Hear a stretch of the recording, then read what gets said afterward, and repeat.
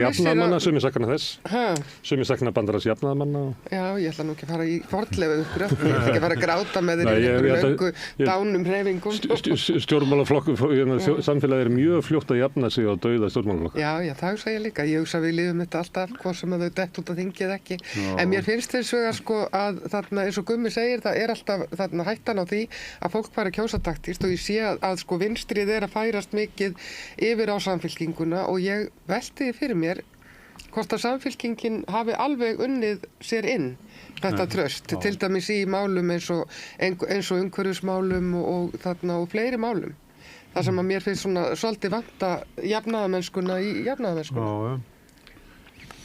Já, ég tek undir það að það væri mjög mikill missir af svona þessum sterkum málsvörum umhverfismála og náttúruverndar á þingi og það náttúrulega aðalega VG og Pírata sem hafa svona borið það flagg og gert það af einhverju svona fagmennsku og farið djúpt í þau mál en Viðreisn með alveg ágæta stefnu líka frá í rauninni kosningunum síðast. Við tróðum fram með alveg ágæta stefnu þar og Samfylkingi líka frá bara fornu fari í raun og veru, ef maður er að tala um það, en þess að þau hafa alltaf haft í sínu röðum svona svolítið Mörð og Þórunni og fleiri sem hafa haft mjög mikið áhuga á þessu, en maður velti því fyrir sér svolítið með Samfylkinguna núna, hvort þetta sé bara einhver arfleið sem hún er með þarna eða hvort hún trúir raunverulega á þessi mál ákvarðat núna sko. Já, hún er allavega ekki að halda fram því fólki sem hefur staðið fyrir Nei, Þórunn er komin í 3. sæti, var í 1. til dæmis og svona og þannig að það er alls konar vísbendingar að þessi mál hafi verið sett aftar. En er þetta ekki vísbendingar líka það að fólk kæri sig ekkert það sem að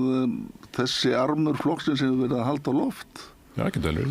Ég meina, liggur það ekki einlega bara í hlutarnins eðli? Ég heldur að þegar Þórunn fyrir 3. sætið þá hafði reiknað með því fái 3 þingmenn. Nei, held ekki. Það gerðist, nei, að fá 3 í Suðvestri er bara óskilja, held ég. Ég held að það sé, henni var skáka til hliðar og ég meina flokkurinn setur á stefnuskrá sína að fara út í virkjanir næstu 10 árum sem er eins og 2 Kárahnjúkavirkjanir. Það er bara Samfylkingin í dag. Já, Samfylkingin er ekkert sérstaklega traustvekjandi í umhverfismálum og ég verð að segja það með Viðreisn líka að þau eru voða létt og kát og hress og vilja örugglega vel en svona grunnstefna Viðreisnar og svona hægri arms Samfylkingarinnar og þessi áhersla á einkarekstur og annað fer ekki alveg saman við þá umhverfisvernd sem við þurfum inn í framtíðina. Það er bara þannig. Við getum ekki haldið uppi við getum ekki endalaust verið að knýja áfram þessa vél. Við verðum að draga úr. Ef við ætlum að fylgja. En þetta er samt málaflokkur sem hefur fengið lítinn umgrunn í þessari baráttu hingað til. Já, það er engin áhuga. Það er smá skrítið þess að hann skorar alveg, hann er alveg á blaði þegar skoðað viðhorf kjósenda. Já, og það er kannski ef að við horfum á það að VG var stofnað til þess að halda þessu málaflokki á lofti, að þá náttúrulega er að koma út úr ríkisstjórn VG og það að þessi málaflokkur sé ekki ofarlega í huga í samfélagsumræðinni og að það sé komin Guðlaugur Þór Þórðarson inn í umhverfisráðuneytið. Það kannski er bara skiljanlegt að þetta er ekki á dagskrá. Því þetta var brýtt af dagskrá. VG á náttúrulega við þann vanda meðal annars að stríða að bara í undanförnum kosningum þá hafa þeir falið sig á bakvið fagra ásjónu Katrínar Jakobsdóttur. Og ég held bara að flokkurinn hafi ekkert verið í stakk búinn til þess að tefla neinum fram sem að hefur, já bara augljóslega, þennan kjörþokka sem að hún hefði til að bera. Og svo náttúrulega komu skriðir út úr skúmaskótum sínum Steingrímur J og félagar frjálshyggju, framsóknar armur vinstri grænna mætti leið og kosningunum vera lokið og Kata var búin að vinna sigur fyrir þá. VG átti ekki að fara í þetta ríkisstjórnarsamstarf aftur. Nei, ég sagði það þau eru bara súpa að segja því. Ég sagði það bara 7 árum að þetta væri bara þetta væri afhjúpandi fyrir það í hvers konar ógöngur flokkakerfið er komið í. VG gerði stór mistök með því að fara í þetta ríkisstjórnarsamstarf bæði fyrir og eftir síðustu kosningar. En ég held samt að þau mistök snúa fyrst og fremst að flokknum. Að flokkurinn er í rauninni búin að drepa sig á þessu. Ég held að ef við hugsum hvort að það hefði verið, ég hugsa að það hefði verið betra fyrir þjóðina að hafa VG þarna heldur en að hafa þau ekki. og ég held að fólk verði að horfa á að það er eitthvað svona smái sem að þau gátu látið gott að sér leiða þarna, en þau drápu sig á því og fólk verður bara að hugsa, var þessi fórn þess virði? Þetta er ekki, segjum að því að við erum getum verið á ritstjórnarfundi og við höfum oft verið það, allir blaðamenn. Það væri eitt blaðamaður sem við verum að tala og svona því að við erum að segja það að það er nú skárra að hafa hann heldur en engan. Þú veist, það er ekki... Það er ekki gott fyrir blaðið og ekki gott fyrir viðkomandi, hann sé eiginlega í þessu hlutverki. Nei, en við horfðum ekki fram á, Smári, við horfðum ekki fram á félagshyggjustjórn, við horfðum ekki fram á vinstristjórn, það var bara einfaldlega ekki í kortunum. Það að þau hafi farið þarna inn, ég lít svo á að það hafi verið mistök, þau hafi gert mistök fyrir flokksins vegna, ef þau vildu halda honum við, en ég held ekki að það hafi verið neitt skeður fyrir þjóðina, það er það sem ég er að segja. Ég man og ég skrifaði fyrirsögn Panama prinsalaus ríkisstjórn í kortunum eða eitthvað svoleiðis og taldi mig hafa áræðanlegar heimildir fyrir því að það hefði bara verið næsta skref, en það var einhver sögn sem kom á daginn, en sko, þú veist, það var alveg möguleiki að það var önnur opsjón. Það var opsjón ef að Píratar hefðu verið inni, en framsóknarmenn neituðu að vinna með Píratum. Og þarna, og ég er ekki að segja... Ég man eftir þessu tíma, þetta var 2017, þegar ríkisstjórnin springur út af uppreist æru málinu. Og þá var búið til kosninga með mjög skömmum fyrirvara, ég held að það var bara rétt rúma 5 vikur. Og ég man eftir það sem þetta var tilkynnt að það stóð Bjarni Benediktsson og var að segja þetta og Katrín Jakobsdóttir var á bakveðan. Og þá var Katrín Jakobsdóttir meldist VG með 25% eða 26% fylgi. Og það var í kortunum tveggjaflokkastjórn. Og ég sá það á líkamsbeitingu þeirra að þetta var það sem það ætluðu sér. Og ég fór að skrifa um þetta og fekk uppskar náttúrulega alveg ótrúlegar skammir VG-manna sem eldu mig bara út alla Facebook til þess að berja á mér. En ég bara, þetta bara gamla blaðamannanefi, ég bara sá þetta, það var búið ákveðta. Já, það var sterkur vilji hjá ákveðnum mönnum inn í VG og þarna til þess að reyna þessa leið. En hins vegar það var farið í stjórnarmynduna viðræður með félagshyggjuflokkunum. Það var bara skúuspil. Já, það var að hluta til skúuspil, en það var samt sem áður að þá neitaði Framsóknarflokkurinn að draga Pírata inn í þá. Það var ekki hægt að gera þetta. En þá var Kristín, manstu ekki eftir myndunum af því? Þetta var heima í eldhúsinu eða svona í stofunni hjá Sigurð Inga. Og talandi líkamstjáningu, ef þú bara rifjar upp myndirnar, þá var þetta ekki stjórnarmynduna viðræður. Nei, ég held að það er mikil áhugaleysi Sigurðar Inga ósaði af myndinni. Já, áhugaleysi hans var algjört og ég held að það hef ekki verið alveg algert inn í VG, en það var vissulega held ég þrýstingur í það átt að fara í stjórn með Sjálfstæðisflokk. Ég held að Steingrímur, það hefur verið þar. Hann sagði þetta ekki í flugstöðinu Akureyri. Nei, hann sagði í flugvél. Ég skrifaði einmitt frétt um það. Ég fann bara heimildarmann sem heyrði þetta. Manneskja sem sagðist hafa heyrt á samtal hans í síma í flugvél, en við skulum nú ekki, það er náttúrulega ekki alveg. Nei, hann var að ræða við sessunaut sinn sem var bara, held ég bara úr hreyfingu Sjálfstæðisflokksins eða eitthvað. Það sem hann var að lýsa þessu fjálglegar sem hann svo varð. En fólk segir ýmislegt og það er sett inn í alls konar samhengi. En ég held að hann hafi verið áhugamaður um þetta. En dreg enga fjöðru við það. Hvað sem hann sagði í þessari flugvél. Styrmir heitinn var líka mikill áhugamaður um þetta. En ég held að það yrði missir að missa Svandísi Svavarsdóttur út af þingi og ég held að það yrði líka missir að missa Pírata út af þingi og ég held að það væri betra að þessi flokkar yrðu. Ég vona samt til að segja á sósíalistana líka, en mér finnst svolítið leiðilegt að við erum nú bara að færa til fólk í þessu mengi. Við erum alltaf, það er miðjan, það er hægri, það er vinstri og við erum að færa flokk milli vinstri flokkana, við erum að færa fólk þaðan. Það er engin landvinningar, það er engin breytt hugsun í gangi. Eru Píratar miður? Nei, mér finnst þetta tengjast vegna þess að eitt sem að Drífa Snædal hefur sagt, að það að hafa gangað inn í ríkisstjórn með Sjálfstæðisflokknum hafi ekki bara eyðilagt VG, heldur eyðilagt vinstrið. Og vinstrið er í veikri stöðu núna, meðal annars út af þessar ríkisstjórn. Það er mjög erfitt að koma úr vinstrinu og tala fyrir sósíalisma með þetta, þessa sögu VG fyrir fram að sig. Og fólk segir bara við maður, hvað ætti ég að trúa þér? Þú bara hoppar upp í, gerir Bjarna Ben að forsætisráðherra og Guðlaug Þór að umhverfisráðherra og hvað ætti ég að trúa vinstrinu? Og þetta er bara alvarlegt og það mun taka langa tíma að vinna á þessu. Já, það er örugglega alveg sko þannig 2017, þá, þetta var, ég túlkaði það ríkisstjórnarsamstarf sem þá varð þannig að það væri bara einhvers konar sátt það að gera einhvers konar vopnahlé á Íslandi. Það bara, nú ætlum við að íta pásu. Það búið að ganga brösulega.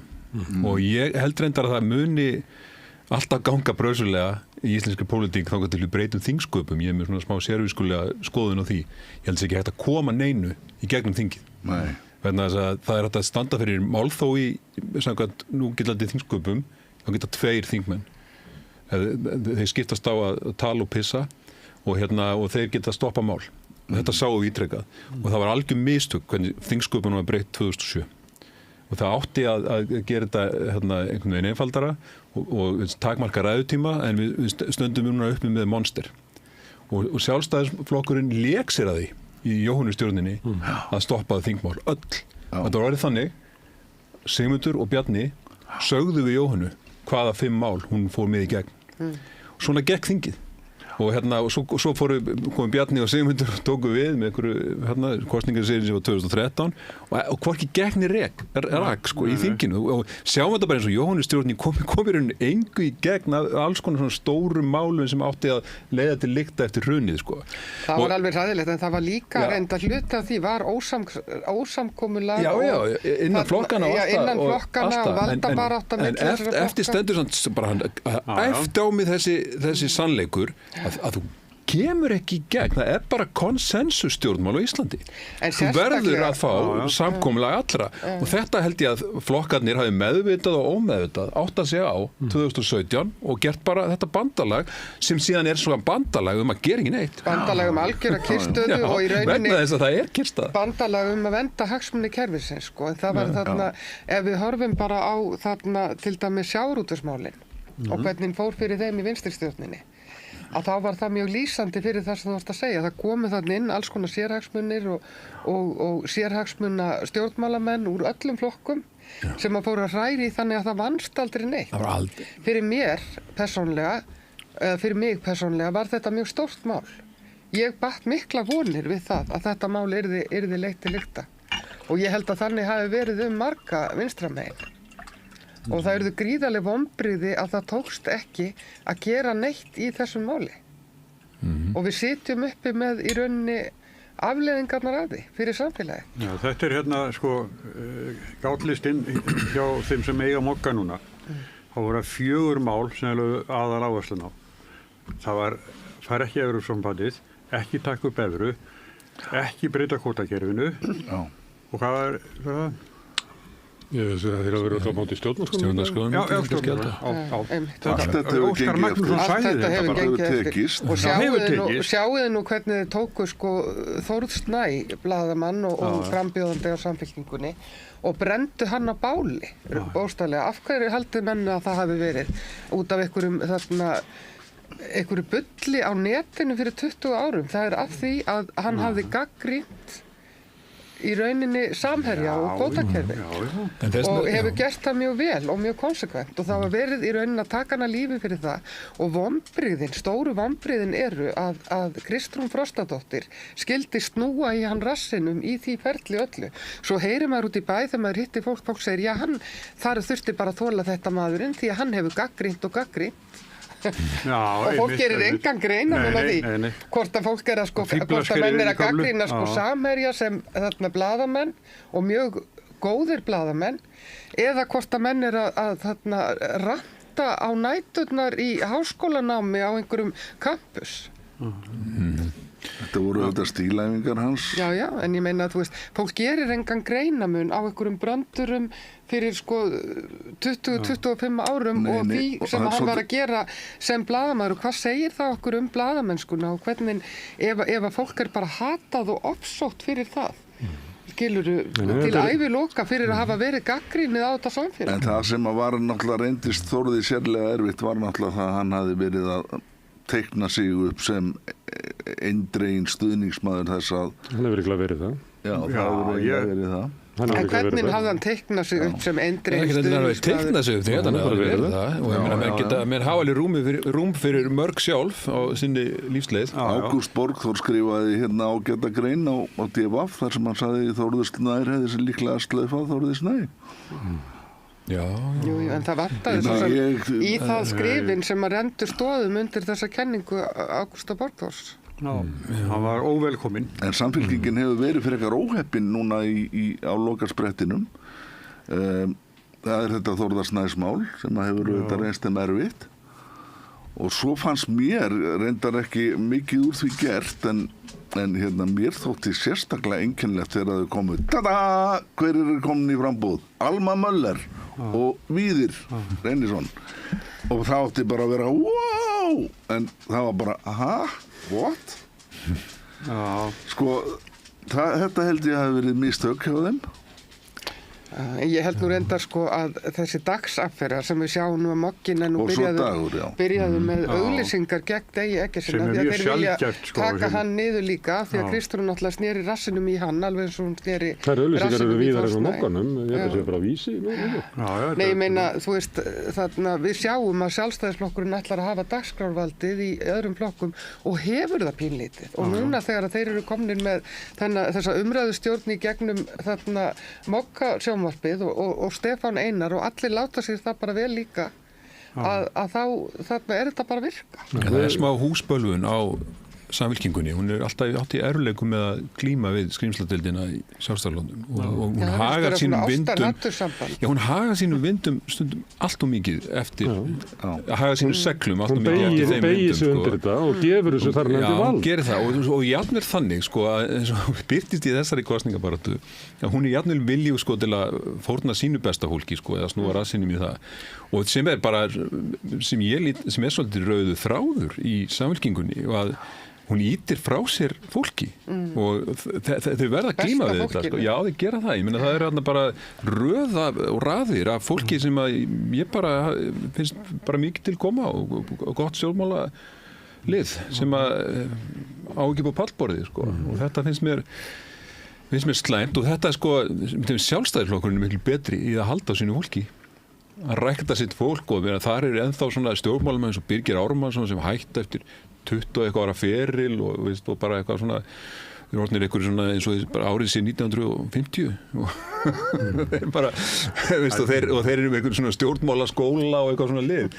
þetta gera þrátt fyrir það má læra smá að þessu að reyna að rækta sitt fólk standaði baki að því svokallaða vinstri gefur skrímsladeildinni vald með því að beygja sig alltaf undir það gefur henni dagskrárvaldið og talandi dagskrárvaldið það kom mér á óvart í forstakosningunum sem að Stefán Einar í einhverju þráhyggju sinni fyrir að tala þungunarof þú veist að hann á það en svo er maður að horfa á RÚV og Stöð 2 það horfa allir þungunarof orðið mál í forstakosningum bara því að Stefán Einar er þetta í hug út í einhverju sko að því hann hefur einhverju tilmynd til þess að flytja hér inn einhverju svona persónustjórnmál Bandaríkjanna mála Katrínu upp sem einhvern barnamorðingja og eftir það var þetta orðið stærsta málið í forsetakosningum þannig að mér finnst að aðri fjölmiðlar líka hafa það í huga að hleypi ekki hverju sem er frá þessari skýrsludeild.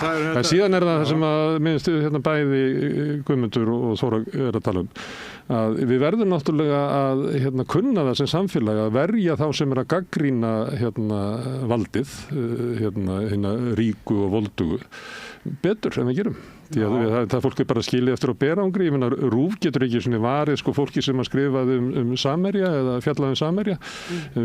Þórður Snær er annan dæmi og ég meina við þekkjum mörg dæmi það að þegar að þessi skrímsladeild fer af stað að þá er tilhneiging í samfélaginu að rökkva tilbaka og ekki, þú veist að þetta komi ekki að mér.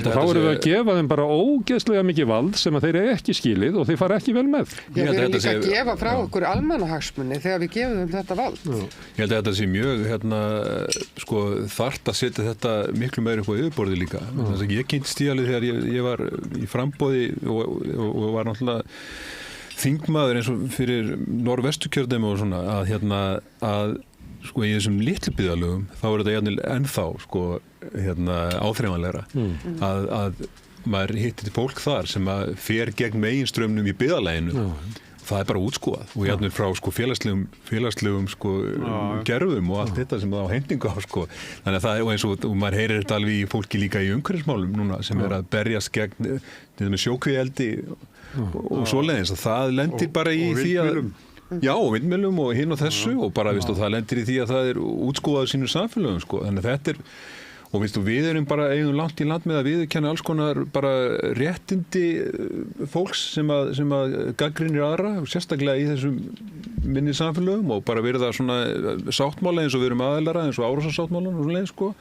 Og þannig að það bara pottur brotin í þessu og lítið rætt. Og við þurfum að venda þetta og að því að við erum komin ríðstjórn að þá var alltaf sagt í gamla daga sko hverjulöndinni geta haft rétt fyrir sig líka sem að var sko vörn til þess að við verum að hlusta á ykkur tóta já, Böddi og segja allir sko en við verðum bara að gera svo hlusta á hvað hann er að segja því að við hefum ekki að hlusta á það sko hvernig samfélagið er að reyna að ýta í burtu allir sem eru gaggrínir, allir sem að setja sig upp á móti sko meginströmmum. En ég hjó eftir því sem að þú varst að segja áðan, Jakob, þú varst að tala um að þér finnist sko engin eftirsjá af flokksræðinu eða flokkshollustunni. Flokkshollustan, já, mér finnst hún vera forheimskandi bara í sjálfu sér. Ég er að hluta til sammálaðissu en ég samt, þetta verðum að slá einhvern varnagla þarna vegna þess að við megum ekki, sko, nú er til dæmis, það er ofboðslegur jarðvegur fyrir sko populisma og foringjaræði í dag og svona einstaklingshyggju. Flokkarnir sem slíkir og þessi vettvangur til þess að sko starfa að einhverjum þjóðþrifamálum að koma sínum hugsjónum á framfæri í gegnum þessi batteri, það má einhvern veginn ekki, við höfum ekkert annað sko lýðræðislegt módel fyrir fólk til þess að vinna að. Þannig að ef við gefum skítið þetta og fólk bara flakkar á milli og mjög svo svona ábyrgðarlausan hátt eftir einhverjum þarna misgáfulegum fréttum, þú veist að þá erum við ekki með neitt. Þá er þetta fólk sem er velst inn á þing og í ríkisstjórn, það er ekki með neitt batteri, neitt alvöru batti sem að segir þeim hvenær þau eru að fara út á sporinu. Er þetta kerfi eitthvað til þess að vera að standa endalaust vörðum, eins og Gummi var nú að tala um hérna áðan með þetta að það sé mjög auðvelt að drepa mál, taka þau í gíslingu, hindra framgang mála. Hvað viltu fá í staðinn, Jakob? Viltu einræði? Mér virðist bara eins og það sé ekki, þegar einu sinni búið að setja eitthvað eitt á, þá verður það ekki svo glatt af tekið. Sko, þetta tregðu lögmál í kerfinu er gersamlega óþolandi. Af hverju er ekki hægt að breyta einhverju sem öll rök hníga að séu réttmætt. Þeir sem að fara með völdin í samfélaginu vil ekki breyta því. Nefnilega. Ég hlustaði á... afnumir það ekki? Það er ykkur auðvaldið. Það vil ekki afnuma það frekar í flokkstöðu. Jú, Guð minn góður. Ég er ekki að tala hérna fyrir neinum sjónarmiðum, en sko ég hlustaði á podcast Björns Inga þar sem hann var með Eyþór Arnalds og Vigdísi Hauksdóttur sem gesti. Það sem þú leggur á þig, Tryggvi. Hefur ekkert að gera. Er það nýlegt eða? Nei, já, þetta er heldur ekki frá því voru saman í borgarstjórn. Ég er svolítið svona sverma fyrir skemmtanagildinu frekar heldur. Og gaman að þessu. Og þar voru þau að ræða með Evrópumálina. Þau varu nú loksins ekki loksins, þau varu núna illu heilli komin á dagskrá. Og ég fór að skynja svona frekju í þeirra afstöðu að Evrópumálin Kristrún þetta hafi verið mjög skynsamlegt af henni að setja Evrópumálin upp á hillu vegna þess að við værum með klofna þjóð og eina sáttin möguleg í þessum efnum væri að þau væru upp á hillu sem sagt engar breytingar á einu né neinu. Og ég fór að pæla er þetta ekki bölvuð frekja í þeim að telja einu sáttina mögulega vera þá að þau séu bara upp á hillu. Sko, Viðreisn var beinlínis til... Þessi tvö séu upp á hillu, sko. Já, ég ætla að segja það sama. Já, en Viðreisn... Ég sé þau fyrir mér á hillunni, sko. Viðreisn var beinlínis til vegna þess að Bjarni og Sigmundur sviku loforð sem að þeir höfðu báðir gefið fyrir kosningarnar að ég er svo... 2013. Já. Og sendu Gunnar Bragi í kjánarskap sínum sendi eitthvað bréf til Evrópusambandsins sem að þeir skildu nú fyrir það visst það ekki sko. Þannig að þetta var heilmikil rekistefna en sem sagt að einhliða þá varu viðræðunum slitið. Af hverju var það gott? Það var það, já. Hann kaupfélagsstjórinn fyrir norðan, Þórhallur, hann fagnaði þessu en þjóðin satt bara eftir með sárt ennið og bara gapandi, hvað gerðist eiginlega? og Viðreisn var til upp úr nákvæmlega þessu mómenti. Þór Ólfur, eða ekki? Fullt af fleiri málum voru drepin bara algjörlega með einhverjum brefum og ummælum bara, veist eins og bara dæmi, nefnd græna hagkerfið sem Skúli Helgason stjórnaði og ég satt í sem var 2009-2013 skilaði einhverjum 50 tillögum uppbyggingu græna hagkerfisins á Íslandi, rosalega metnaðarfull vinna.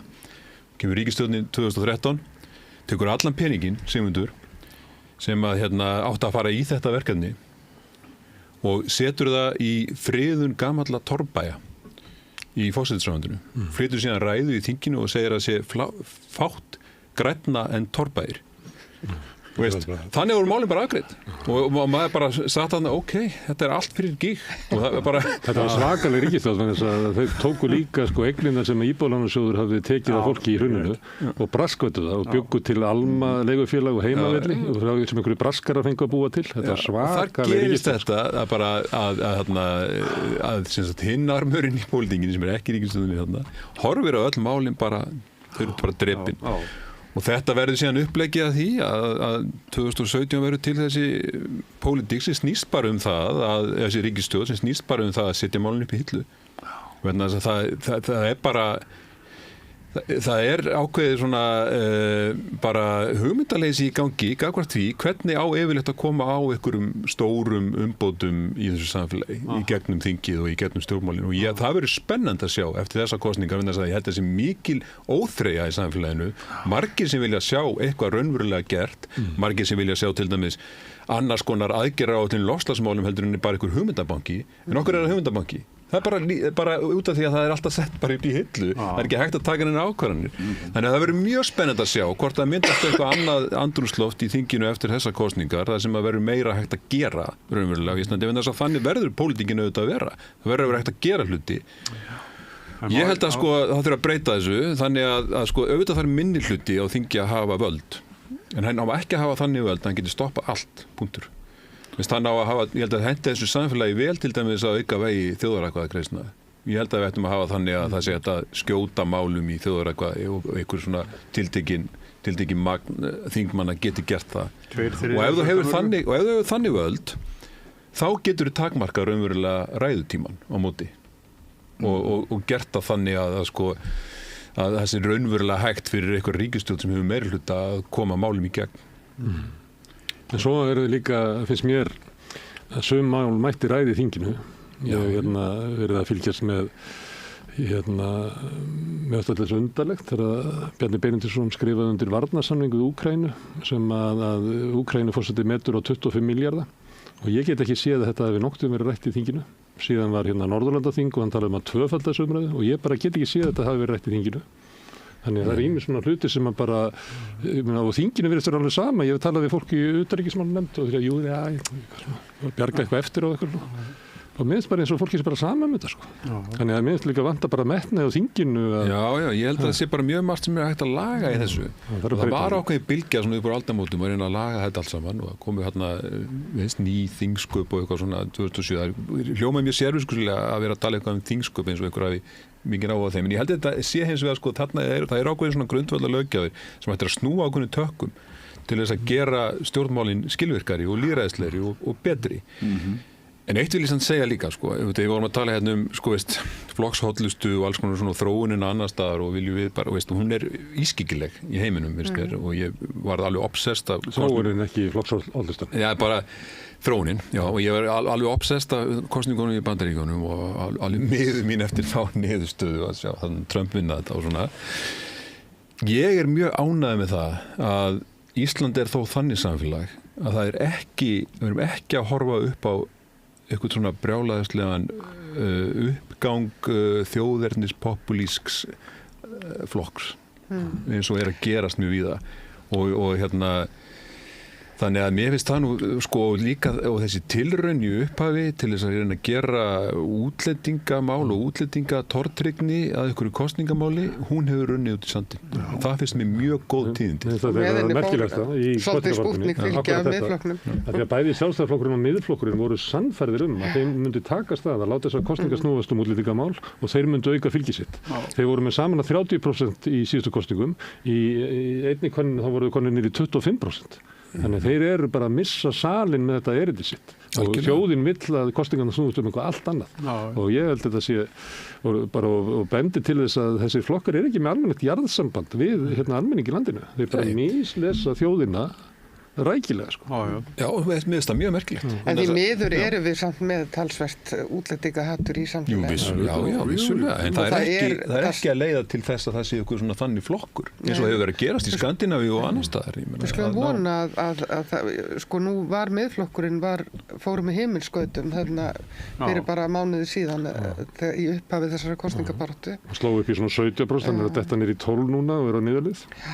Við skulum sjá, En þessi nýja dæmis af Sigmundi Davíð í verkmenntaskólanum á Akureyri.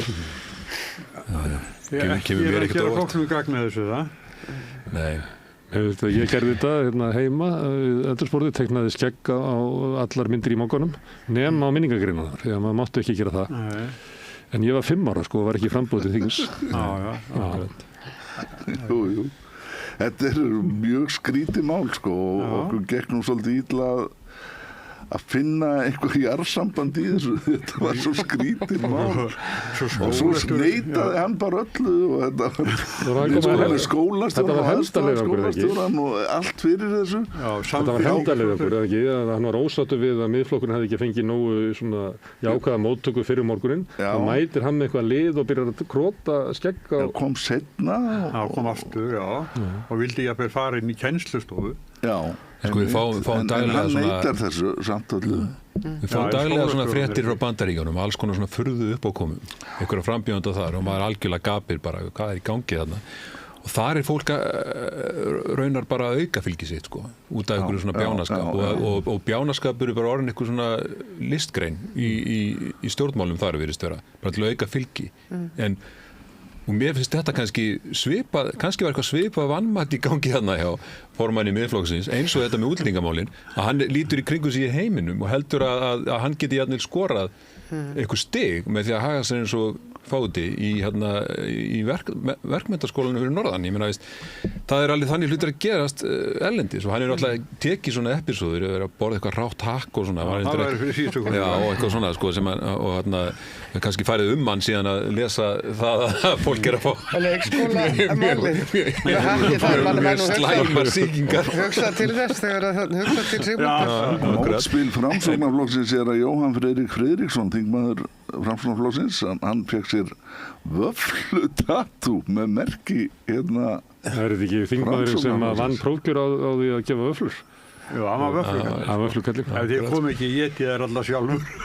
En guð, hvað þetta er ljótt tattú, maður. Herðu, en Þóra Kristín nefndi hérna áðan og mér fannst þess að vera að vísa í Flokk fólksins sem að lofar miklu en er ekki með neina tekjuöflun nema reyndar að vilja skattleggja lífeyrisiðgjöld til lífeyrissjóða.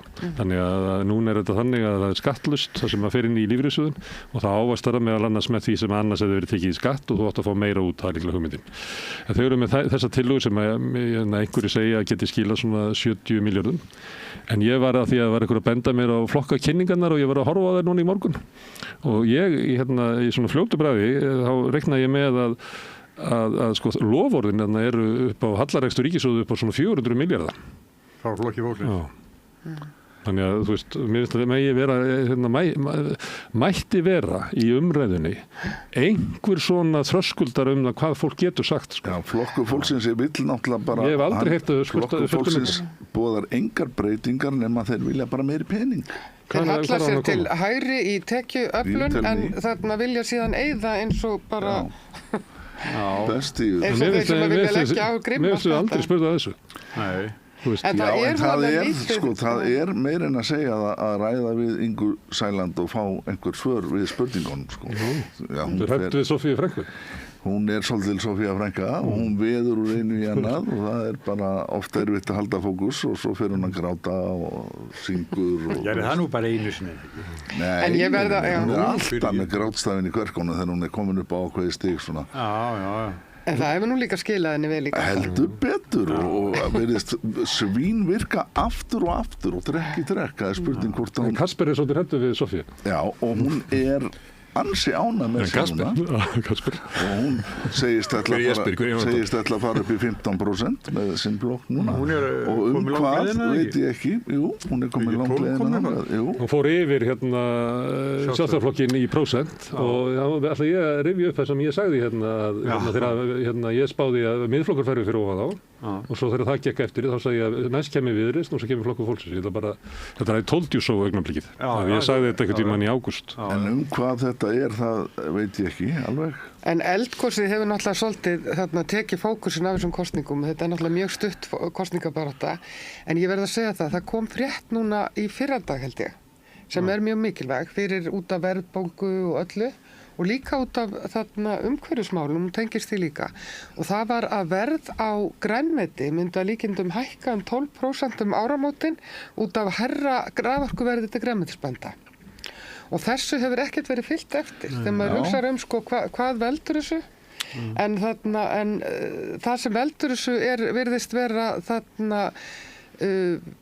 vanhæfni Alþingis til þess að setja lagaramma orkuöryggi heimilana. Það komst ekki í gegn. Það þarf að taka út það þarf að taka út ákveðin hluta af orkunni og tryggja að hún fari til heimila á öðru verði og í innan sviga. Og það náðist ekki samkomulag þetta á Alþingi og það meiri sig að koma fram tillögur það að stóriðan myndi selja heimilunum aftur þessa orku þá á hærra verði, þannig við þyrftum að borga stóriðinni ekstra fyrir það að fara í bað eða þú veist og nákvæmlega þetta er notað sem áróðursbragð á almenning að þetta sé hluti af þessum orkuskorti sem er svona upplýsingaóreiða sem að er verið að tæla okkur trúum að það sé svo ægilegur orkuskortur á Íslandi og núna eigum við að fara að borga miklu meira fyrir innlent grænmeti vegna þess að það sé orkuskortur. En af hverju gekk þetta ekki skortur? Af hverju gekk þetta ekki gegnum Alþingi? Því Alþingi er meirihluti sem að vill frekar verja hagsmuni orkuheildsala sem enginn vissi að væri til Það er þeir sem að kaupa orkuna og ætla svo að sitja á henni og selja hana. Þetta er sama og Enron gerði í Kaliforníu og bjó til orkukreppu. Alþingi ver hagsmuni þessara aðila frekar utan almennings. Og þetta er að hluta til, ef við horfum bara Miðflokkinn, þá er það sami flokkurinn og vill kenna orkupakka Evrópusambandsins þetta, en algjörlega horfið fram hjá því að það er hægt að setja þetta sérreglur. Normenn til dæmis þurft að gera það til þess að ná tökum á þessu í Noregi því að þar fór orkuverð til heimilan upp úr öllu valdi. En við höfum ekki gert það og það virðist ekki vera. Það ekki vera hægt að breyta einu.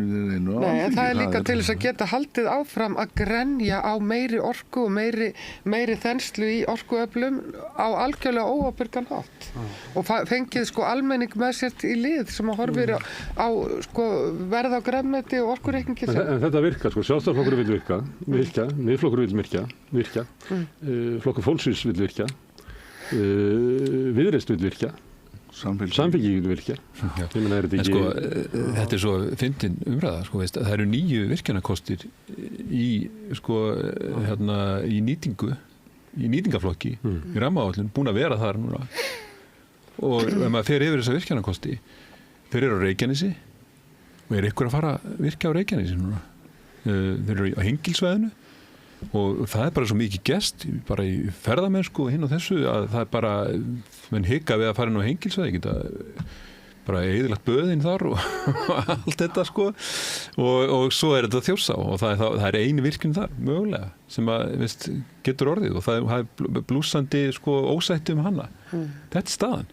Þannig að hvað er fólk að tala um? Að rjúka þá í vindorku og ótrúlegir öfgar að ætla að fara bara að rjúka upp á allar heiðar með vindorku á þess að vera með neina rammalöggjöf það hvernig það á að líta allt saman út og blúsandi ósætti í öllum sveitum og það eru líka alveg sjálfstæðismenn, sumarhúsaeigundur og fleiri sem að vilja bara ekki sjá þetta upp á heiðinni sinni Þannig að þetta er allt saman órætt og það standur menn með einhver plönum 1,5 Kárahnjúkavirkjun í formi vindorku til þess að knýja eina Verksmiðju og Grundartanga með einhverja vöru sem er ekki alveg víst að verði jafnvel notuð sem er raforka, rafelsniti.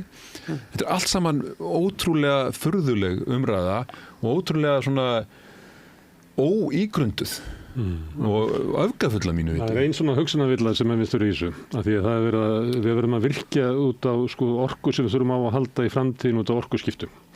En ef að þú býr til virkjun, þannig að mesti þrýstíkurinn á að búa til einkavæddar virkjanir, að þá leggur ekki á stað nema að vera búin að selja orkuna.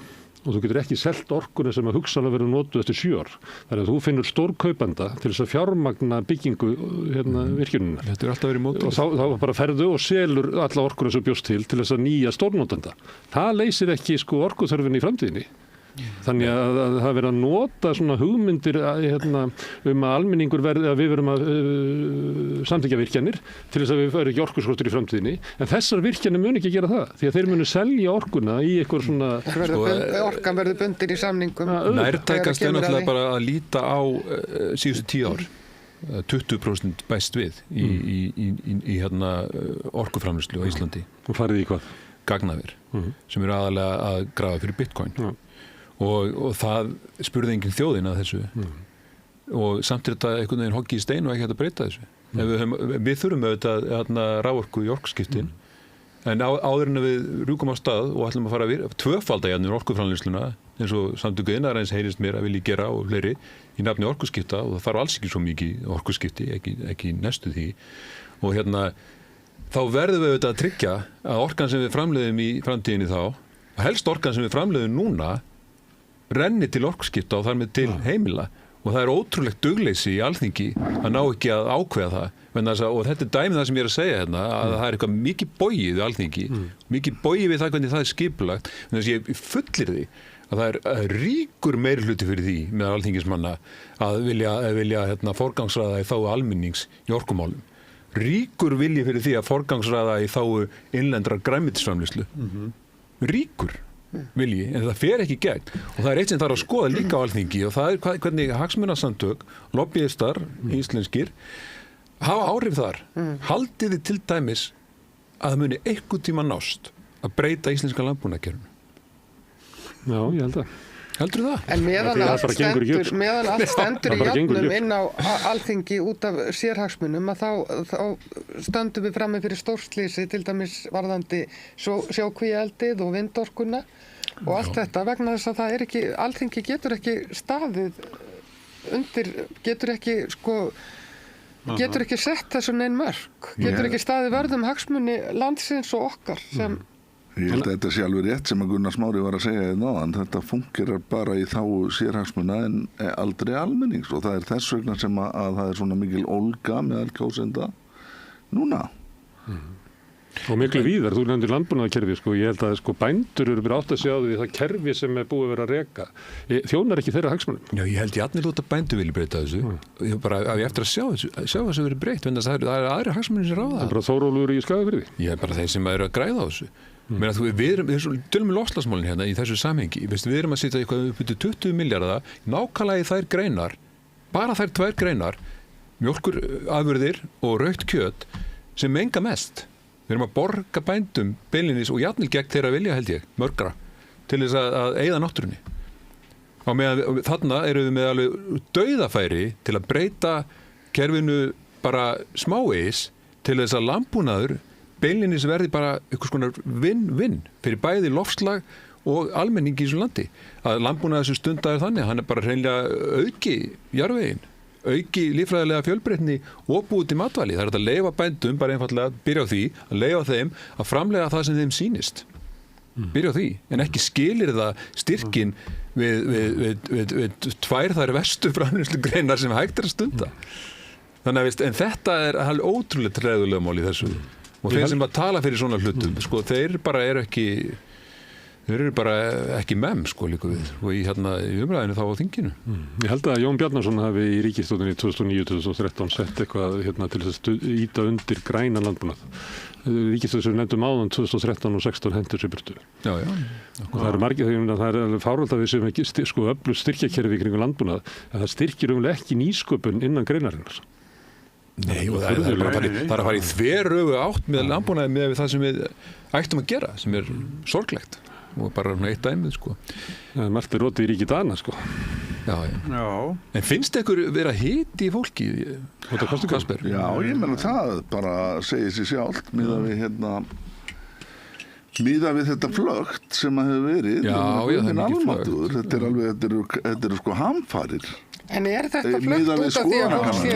En ég upplifa ekkert nefnilega, mér finnst þetta svolítið athyglisvert, mér finnst ég ekkert upplifa einhverja brjálaða, ég er náttúrulega kannski ég er bara í mínum doktorsrannsóknum og sitt heima yfir einhverjum umtölum og kannski hitt ekki nú mikið af fólki, en sko, veist, ég heyri einhverjum frambjóðendum og þeir fara á fundi og það er allir bara alltaf tala um vexti.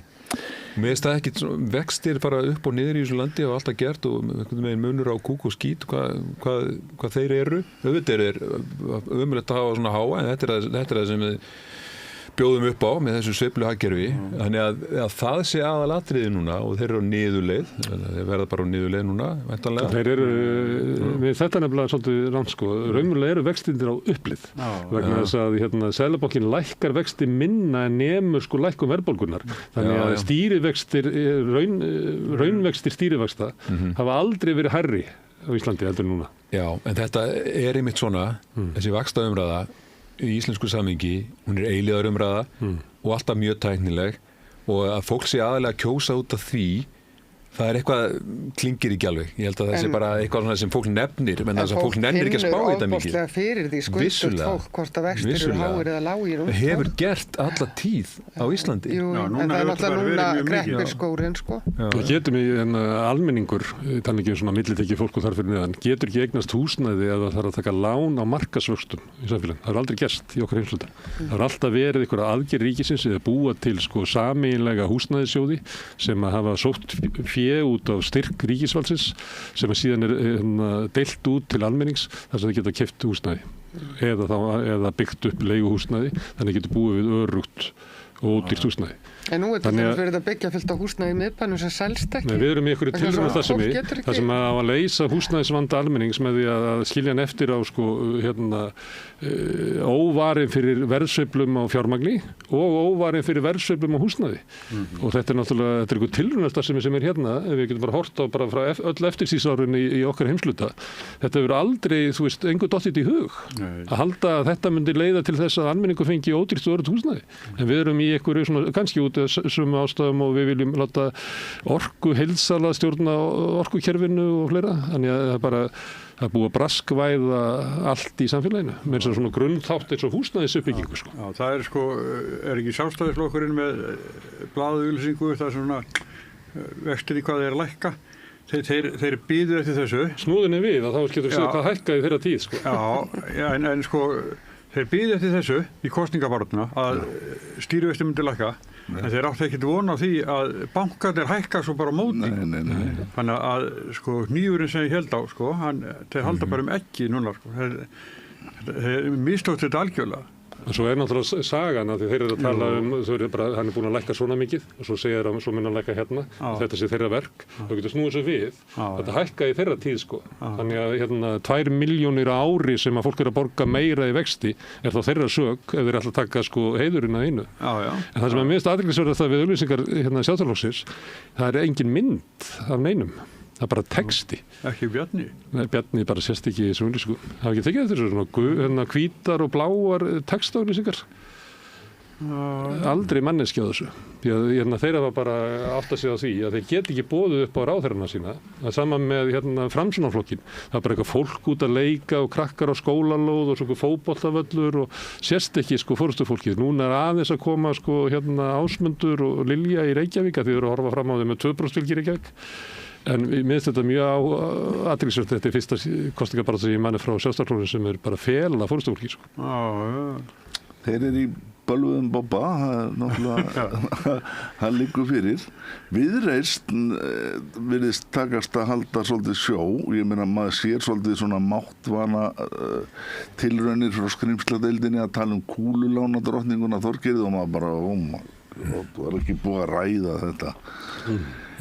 En sko Viðreisn er hins vegar með og títtnefndur Stefán Einar reyndi nú að spyrja Þorgerði út í þetta með jafnlaunavottunina sem er auðvitað láglaunavottun og hún sneri þessu upp á hann að hann væri raun og veru höfundur jafnlaunavottunarinnar. Það var helvíti gott hjá henni en þau virðast ekki þurfa að fá að svara fyrir þetta neitt. Ég meina, mér finnst þetta að vera að brjóta í bága við allt sem að sá flokkur segist vera og ég hef sagt það áður. En hvað Viðreisn að gera rétt? Nú eru þau búin að rísa, þau eru sá flokkur sem hefur risið mest í þessari kosningu. Þau eru Halla Tómasdóttir þessara kosninga. Þau eru náttúrulega að segja eitthvað ósatt, vegna sem við segja að við ætlum að vera hægra megin í tekjuöflun og vinstra megin í útgjöldum. Það þýðir eiginlega að þeir ætla að vera með ríkissjóð stjarnfræðilegum halla, en samt allar reka þetta hallalaust, þannig að það vantar eitthvað í sögu Viðreisnar.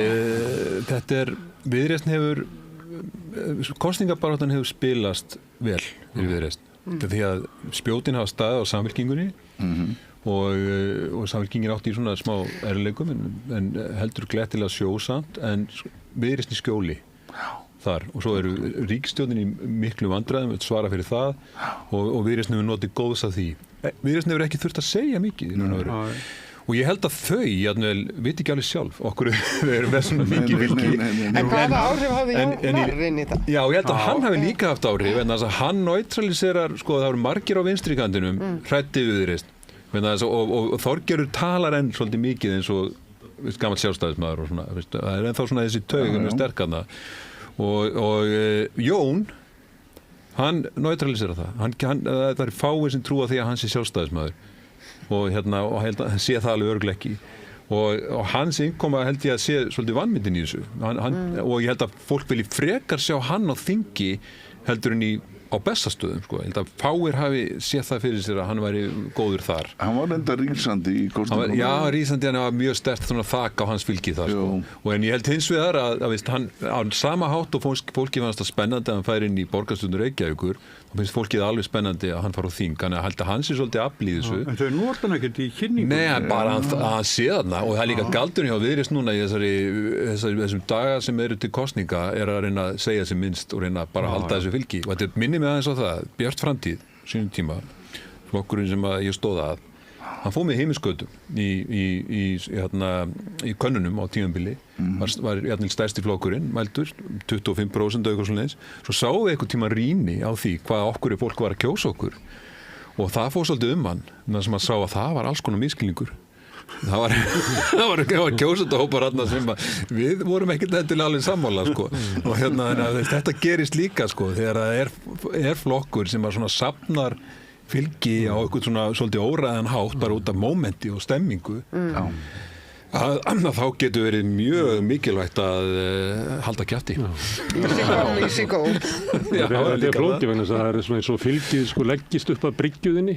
Ég man til dæmis að þegar þetta gerðist með Píratana að þá í staðin fyrir að vera svolítið svona líta á að það sé þannig að eitthvað fylgi sem að kemur og er að svona leita til okkar einhvern veginn að þá upplifðu að það komið til sín að því að það var 40% þjóðinni sem var orðnir Píratar og þannig að Píratarnir fóru í kosningabaráttu og urðu alveg rosalega miklu Píratar og náðu þar lenda ekki að landa þessu og ég held að Samfylkingin sé einhver leyti í þessari hættu líka að meta það að fylgi hafi komið út af breytingu í stefnunni og einhverjum nýjum áherslum. Ég er ekki svo viss um það að þetta skip hafi lagst að bryggja út af því Ég held ekki Ég held að þau hafi grætt mjög mikið á upplausn á vinstri vængnum, fólk hefur svona farið taktist á Samfylkinguna frekar en að Katrínar fylgi fór yfir á Kristrúnu einhver leyti.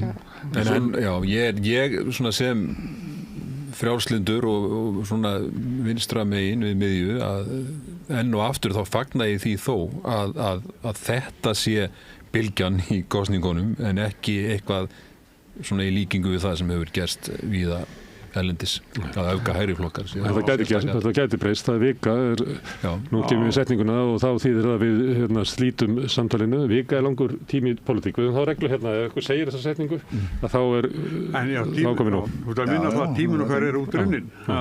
Þannig að við höfum vonað mönnum sem hafa sagt þessa setningu æði oft. Ég var nú að rífast við Óla Harðar vin minn hugtakið frjálslyndi. Mér finnst það vera mjög á svona huldu hvað það merkir eiginlega vegna þess að eins og ég hef nú reyndar sagt hér áður til dæmis bara með feminisma það er ekkert frjálslynd við feminisma ekki þær aðferðir sem að þeir boða En þetta í öllum kostingarspám tekið inn sem faktor frjálslyndi og þannig að það svona langaði mig til að spyrja þig, Gummi, sko hvernig þú talar því sem frjálslyndan, í hvaða skilningi það? Liberal, bara, og mjög veist svona klassískan hátt, svona þessi trú að til dæmis svona frjálst markastorg skoðana leiði til bestu niðurstöðu, til dæmis trú á samstarfið fullvalda ríkja í Evrópusambandinu og ég hefði þá trú að það muni þrátt fyrir að það sé oft brösulegt að muni leiða til bestu niðurstöðunar. Þannig að þetta svona nefni ég svona tvö dæmi svona lífsviðhorf sem ég aðhyllist og á mjög svona klassískan hátt sko. Það spurði Óla út í þetta þegar það kemur þetta á eftir. Já.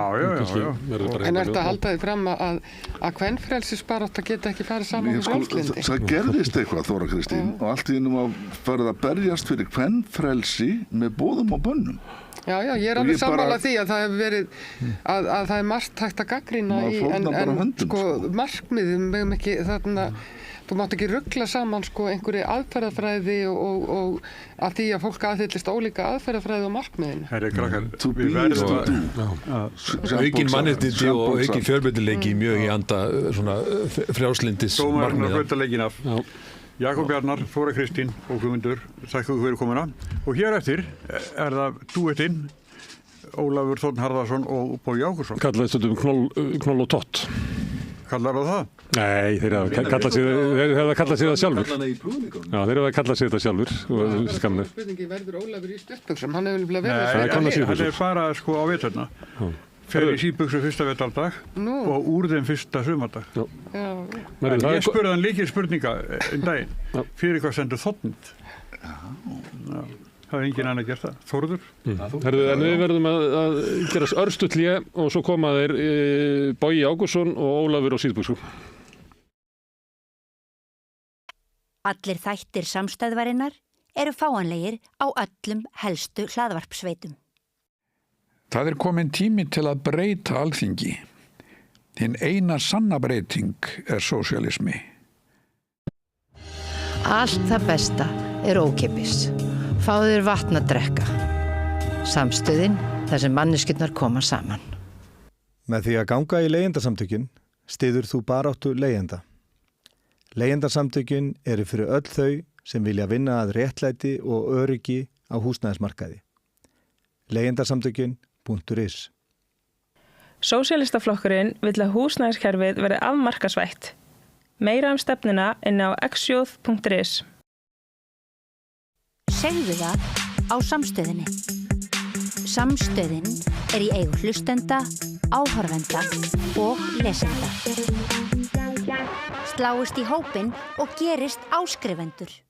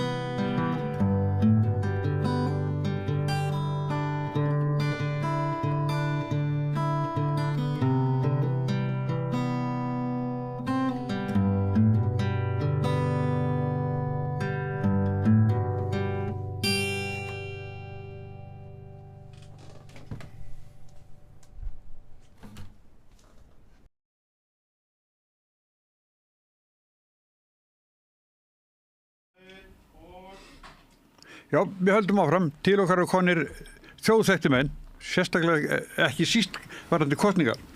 Bogi Ágústsson og Ólafur Þ. Harðarson, verið velkonir. Takk fyrir það. Þetta er mjög merkileg staða í stjórnmálunum núna. Þetta er mjög merkileg staða í stjórnmálunum. Það er náttúrulega skoðanakannanir eitt og kosningar annað, en þetta hefur verið svo sterkt mynstur í skoðanakönnunum núna að maður svona fann að hallast að því að það gæti orðið vatnaskil í íslenskum stjórnmálum á ákveðnu leyti. Sjálfstæðisflokkurinn hefur náttúrulega búið höfuð og herðar yfir aðra íslenska stjórnmálaflokka frá því á 4. áratug síðustu aldar má segja. Ekki rétt, Óli? Jú. Og það en nú virðist vera sem hann ætli ekki að verða stærsti flokkur á þingi. Já, nú eftir að... Hann hefur bara einu sinni orðið ekki verið stærstur. Það var hérna... 2009. Já, eftir hrunið, já.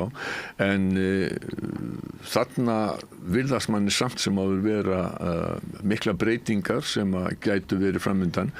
Ég hef að vísu dálítinn varhug við því að taka þessar skoðanakannanir allt og bókstaflega. Það er einn stór hluti þjóðarinnar sem á eftir að gera upp hug sinn og í rannsóknum þeirra hjá íslensku kosningarannsókninni sem Óli kemur nú kannski nánar inn á eftir, að þá sjáum við það að það er mjög stór hluti, alltaf helmingur sem að gera upp hug sinn síðustu vikuna fyrir kosningar og hvað það eru 25% á kjördegi. Þarna erum við náttúrulega með stóran óvissufaktor sem að getur breytt þessari mynd sem við sjáum fyrir okkur mjög verulega. En þetta því að Óleirina ef að 25% ákvæðis á kjördag þá er ekki þar með sagt að ákvarðanir þeirra sé eitthvað ólíkar þeirra sem að tók ákvarðanir viku áður? Nei, það er ekkert sem segir okkur það. Það eina sem við vitum er að þær gætu verið öðruvísi og það er náttúrulega ekki þannig að þegar að menn 50% eða 40% segjast ákveða sig í síðustu vikunu og 25% á kjördag að þá er þeir náttúrulega hafa þeir ekkert verið að velta fyrir sér öllum flokkunum. Þeir hafa kannski verið að velta fyrir sér hvort þeir eiga að kjósa einn flokk eða annan, kannski eru þeir með 2 eða 3 sem að þeir eru að velta fyrir sér, en þeir vita alveg að það eru kannski 5-6 flokkar sem þeir ætla alls ekki að kjósa. Þannig að í rauninni held ég að það sé nú ekki líklegra að þó að 25% kjósenda ákveði sig á kjördag að það breyti niðurstöðunum venjulega ekkert mjög mikið frá því sem að síðustu kannanir fyrir kosningar gefa til kynna. En stundu kemur eitthvað svona moment sem að fylgja hjálpar. Það getur gerst það. Flokkur fólksins 2017. Já, en samt var það nú ekki, menn held að það væri út af því að Inga Snæland brilleraði í foringjaþættinum. En það voru nú samt ekki hreyfing nema upp á einhver 2% miðað við kannanirnar og það hins vegar bara var þannig að þá fór flokkur fólksins upp fyrir 5% þröskuldin, þannig að þessi 2% skiptu rosalega miklu máli. Það er eitt við ekki athygli á líka og það er það sem kemur fram í kosningarannsókninni og nú er ég sko að stela þrumunni frá Óla vegna þess að þetta er hans verk og hans starfsmanna. Já, þú ert nú einn af fáum sem er búin að lesa bókina. Ég verð nú að fá að sýna hér þessa merkilegu bók sem ég er búin að boða hér í hverjum þættinum og fætur öðrum hjá okkur og er loksins komin út. Við nefnilega reiknum ekki kosningu fyrir í vor og ætluðum bara að vera með þetta í rólegheitunum í janúar. Sem að bendi til þess að þið sé ekki alveg svona með þetta á hreinu. Nei, við erum náttúrulega ekki með neitt á hreinu. Nema bara hinar vísindalegu rannsóknir á fortíðinni. En við slóum í klárinn og þetta er núna komið. Það er ekki komin prentuð eintök ennþá, en það er hægt að kaupa prentuð eintök sem menn fá þá í byrjun desember hjá háskólaútgáfunni en menn geta fengið strax rafræna útgáfu af bókinni og ég held reyndar fyrir áhugamenn um stjórnmál að þá sé mjög margt í þessari bók sem að gagnast þeim til að skilja viðhorf kjósendana og flokkana og í rauninni skilja af hverju við erum að sjá þessar breytingar og þessar strauma á fylginu sem við erum að sjá akkurat í þessum kostningum. Því að þó við séum ekki með nýjustu gögnin okkar séu frá kostningunum 2021, þá erum við með gögn úr íslensku kostningarannsókninni alveg frá 1983 og þar getum við séð hvernig viðhorfin og fleira hefur verið að breytast en og meiri sig í einum kaflanum förum við svona, það er ekki sérstaklega gert fyrir Smára, að þá farið yfir helstu þjóðfélagsbreytingar og breytingar á flokkum og kjósendum alveg frá 1930, 100 ára eftir í tíman. Ég veit að þú munt lesa þann kafla miklum áhuga. En Bogi ætlaði að segja ykkur eitthvað úr þessari merkilegu bók. Já. Þú fundur við lesenda hér. Já, einmitt sko, svo bara lesi hér umsögnum bókina sem að birtist hér aftan á sko, að þá segir sko að hér er skýr innsýn í viðhorf og væntingar kjósenda til lýðræðisins og stjórnmála þáttöku undanfarna áratugi og bókin á ekki bara erindi til fræðimanna heldur og alls almennings, hún er í raun ómissandi fyrir allt áhuga fólk stjórnmál. Það er kannski óþarf að segja í hvernig við erum að vitna hérna. En Bogi, þú varst með þrumu?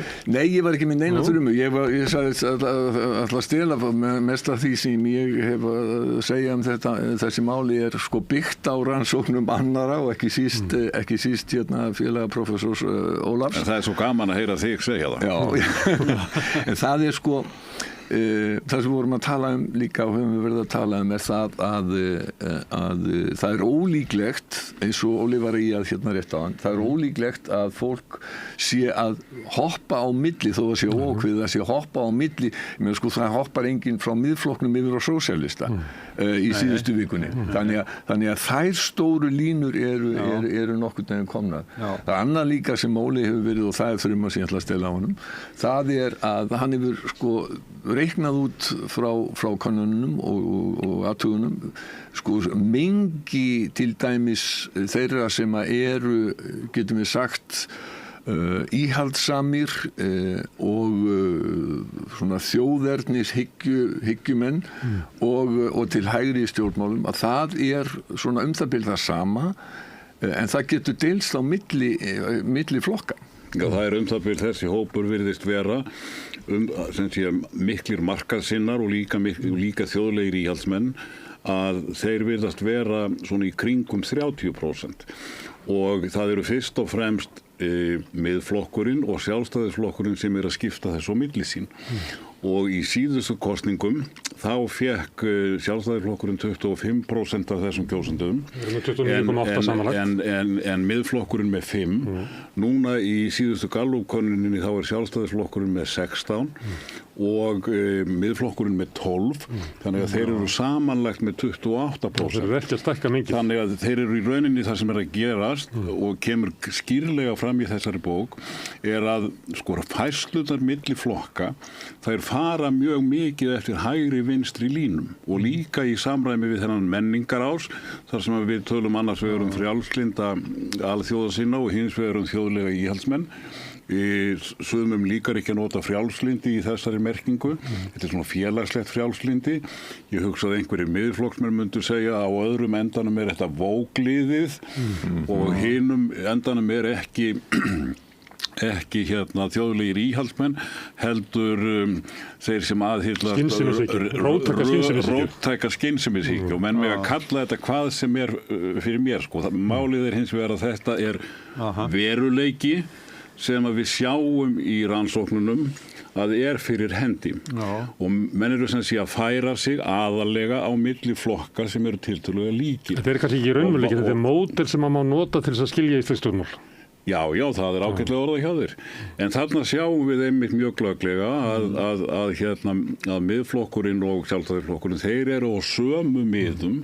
Þeir eru að fiska á kjósendur með svipaðar skoðanir. En þeir eru að fiska eiginlega ekki neitt á vinstri miðunum og þeir eru að fiska lítið á miðjumiðunum. Það í rauninni það helsta sem maður tekur eftir að í fylgi miðflokksins núna reyndar áhugavert að stærstir eða 40% af kjósendum miðflokksins núna þeir eru að koma frá Sjálfstæðisflokknum en 20% af þeim eru að koma frá Framsókn, þannig að þar svolítið streymi. En þessi hægri, þessi búbla eða þetta mengi harðra markaðsinna og þjóðlegra íhaldsmanna, þessi flokkar virðast mjög lítið vera að tegja sig út yfir það. Og það enda líka mjög áhugavert að skoða áherslur þessara tveggja flokka í kosningabaráttunni. Því að mér sýnist að þeir hafi fyrst og fremst verið að predika yfir söfnuðinum. Þeirra málflutningur hafi fyrst og fremst beinst að þessum 30% sem að eru bæði markasinnar og líka þjóðlegir íhaldsmenn. Þeir hafa lagt mikla áherslu á að lækka skatta og minnka ríkisumsvif.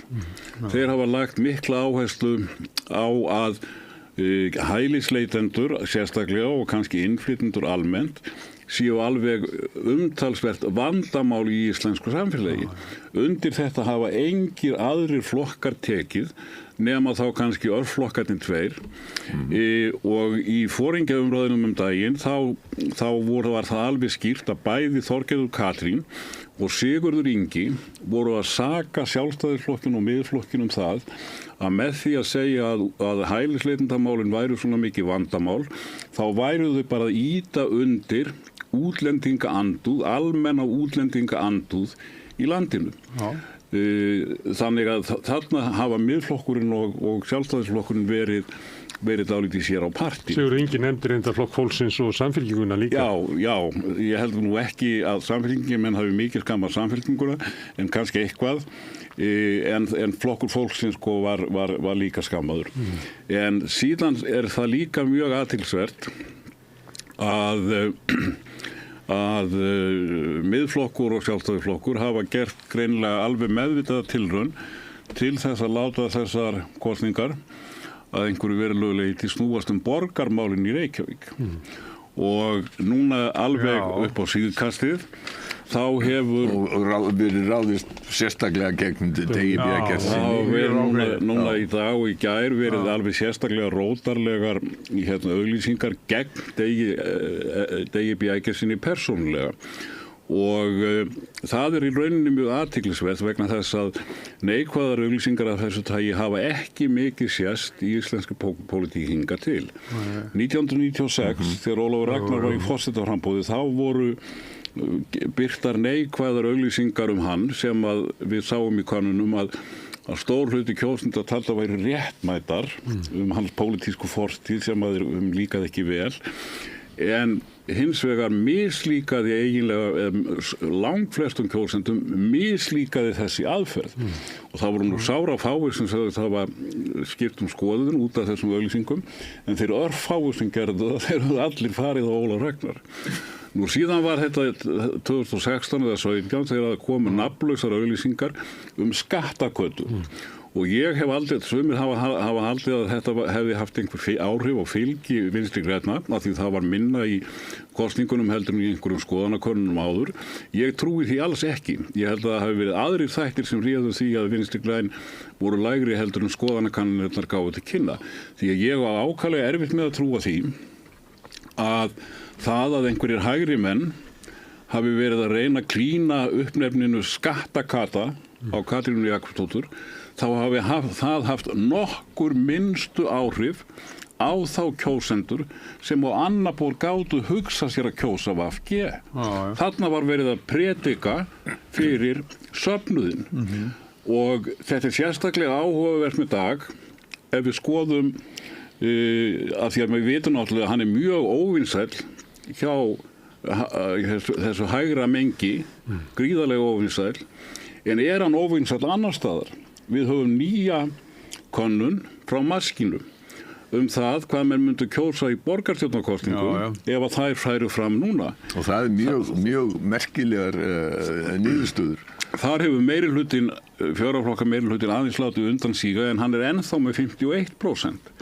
Samfylkingin, hún í borginni fekk 21%, fengi núna 25%. Sjálfstæðisflokkurinn fekk 25, fengi núna 23. Viðreisn fékk 5, fengi núna 15. Það nú líklega árið af landsmálunum. Það getur verið það, en þetta ber ekki með þess sem sósíalistar reyndar að gera það fyrir því smár minn. Að sósíalistar þeir sem sé fengu 8 síðast en fá 10 núna. Það er fjórði stærsti flokkurinn í borginni. Það er Framsóknarflokkurinn sem að hrynur í borginni. Hann með 3% núna og var með 19% síðast. En til viðbótar þessu, af því menn halda að það sé alveg sérstaklega öflugt að ráðast svona á dag til þess að fá fylgi væntanlega frá samfylkingunni, Miðflokkurinn og Sjálfstæðisflokkurinn eru nú að fá eiginlega ekkert fylgi frá samfylkingunni eins og ég var búin að nefna, að það var líka spurt í þessari könnun hvaða borgarfulltrúi hefur staðið sér best og sá sem ég veit alveg hver það var. Það var náttúrulega ykkar kona, Sanna. Það voru 25% sem nefndu hana. Stórkostlegt afrek. Mikið afrek hjá Sönnu, en það er hún náttúrulega mjög öflugur talsmaður. En hver kemur í öðru sæti með 21%? Dagur B. Eggertsson. Og hvar er Hildur Björnsdóttir, leiðtogi Sjálfstæðisflokksins? 14% nefna hana og 6% nefna Einar borgarstjóra. Þannig að mér sýnist að öll þessi mál séu þannig að þau höfðu það fyrst og fremst til hinna þegar sannfærðu hægri manna, þjóðlegra íhaldsmanna. Það eru kannski 30%, 70% sem eru ekki í þessum söfnuði, þau eru bara ekkert að hlusta á þessar áherslur Sjálfstæðisflokks og Miðflokks. Ég held að það sé þeirra vandi og mér finnst þetta satt að segja svolítið skrítin kosningabarátta, sérstaklega hjá Sjálfstæðisflokknum vegna þess að ef hann vill stækka þetta mengi, hægra þjóðið sinnaða mengi, þá verður hann að höfða eitthvað inn á miðjuna eins og hann gerði gjarnan hér áður fyrir. Þetta er mjög merkilegt að sjá þetta gerast. En eins og staðan í þessu máli með núna, er ekki, þá er að horfa fram á einhver úrslita í þessu kosningum sem gjör ólíkt því sem áður séð. Það má svo sem segja það að mörgu leyti eins og við vorum að tala áðan að það verði þetta í einhverju samræmi við kannanina núna. Ég ætla að draga þess athyglinni að metit.is sem eru með þeir vega og meta niðurstöðu kannanina á aðeins annan hátt heldur en að aðri gera og í nýjustu fylgisspár þeirra frá því fyrra dag að þá telja þeir að þetta miðgildi stuðnings eða fylgis við þrjá flokka sé það sama. Þeir spá sem sagt Viðreisn, Sjálfstæðisflokki og Samfylkingu 17%. Og svo þar á eftir kemur flokkur fólksins með 13. Ég gef ekki mikið út af þessu útreikningametils vegna þess að það virðist að þetta eru tölvukallar sem að taka niðurstöður kannana, bera það saman síðan við frávik frá könnunum að kosningum og þetta er svona þetta er svona, stundum við gett grína svona línulegur jöfnur, það getur verið svo hættuleg að reikna með því að þróunin verði bara endanust alltaf svo sama. Þetta er ekki ráð fyrir því að heimurinn sé alltaf eins og þess vegna verði niðurstöðunar í þessum kosningum sama fráviki og var síðast og ég get alveg lofað ykkur því að svo verður ekki. Nei, það er nú gott að þú lofar því sko. Ég vildi hins vegar bæta við, nú gott að fá eitthvað kosningalofar. Við hermum það kannski. Þessi aðferð Meitils hefur bæði kosti og galla. Hún hins vegar hún hefur alþekktar fyrirmyndir, til dæmis Nate Silver í Bandaríkjunum sem hefur nú verið ansi glöggur að spá fyrir kosningaúrslitin, þó menn segja að þetta hafi verið allt vitlaust núna, þá er það bara rangt. En það byggir á mikil mati á ólíkum sögu sem að ég sé ekki að Meitil sé með. Nei, jú, hann er með eitthvað á sögu Þú þetta meta sögunar. Já. Það er ekki tölvumannin meta sögunar. Það eru 2 stjórnmálafræðingar með honum í þessu sem eru að hjálpa honum.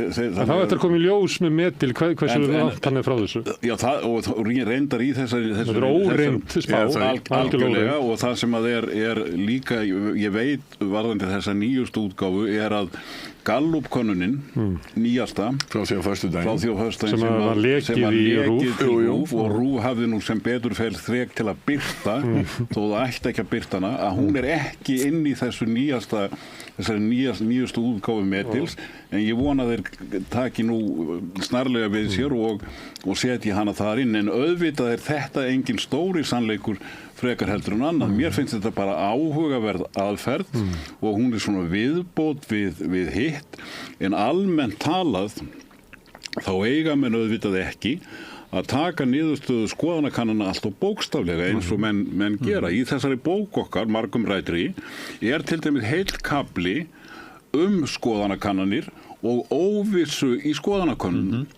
Og að meðaltali hefur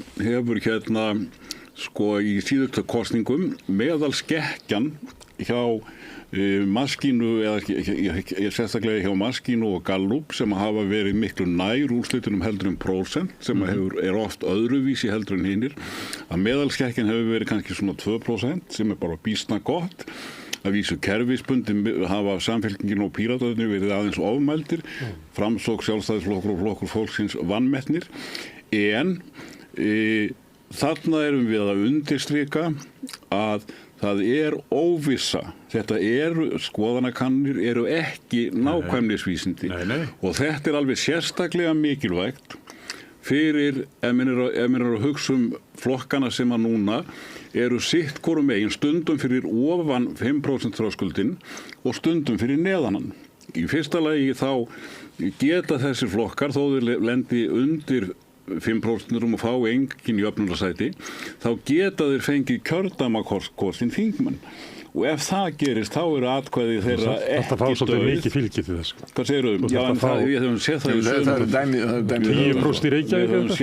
við höfum séð það í einhverjum könnunum bæði að sósíalistar hafi verið undir 5 og fengið kjördæmakosinn mann. Það hefur líka gilt VG og það hefur líka gilt Píratana.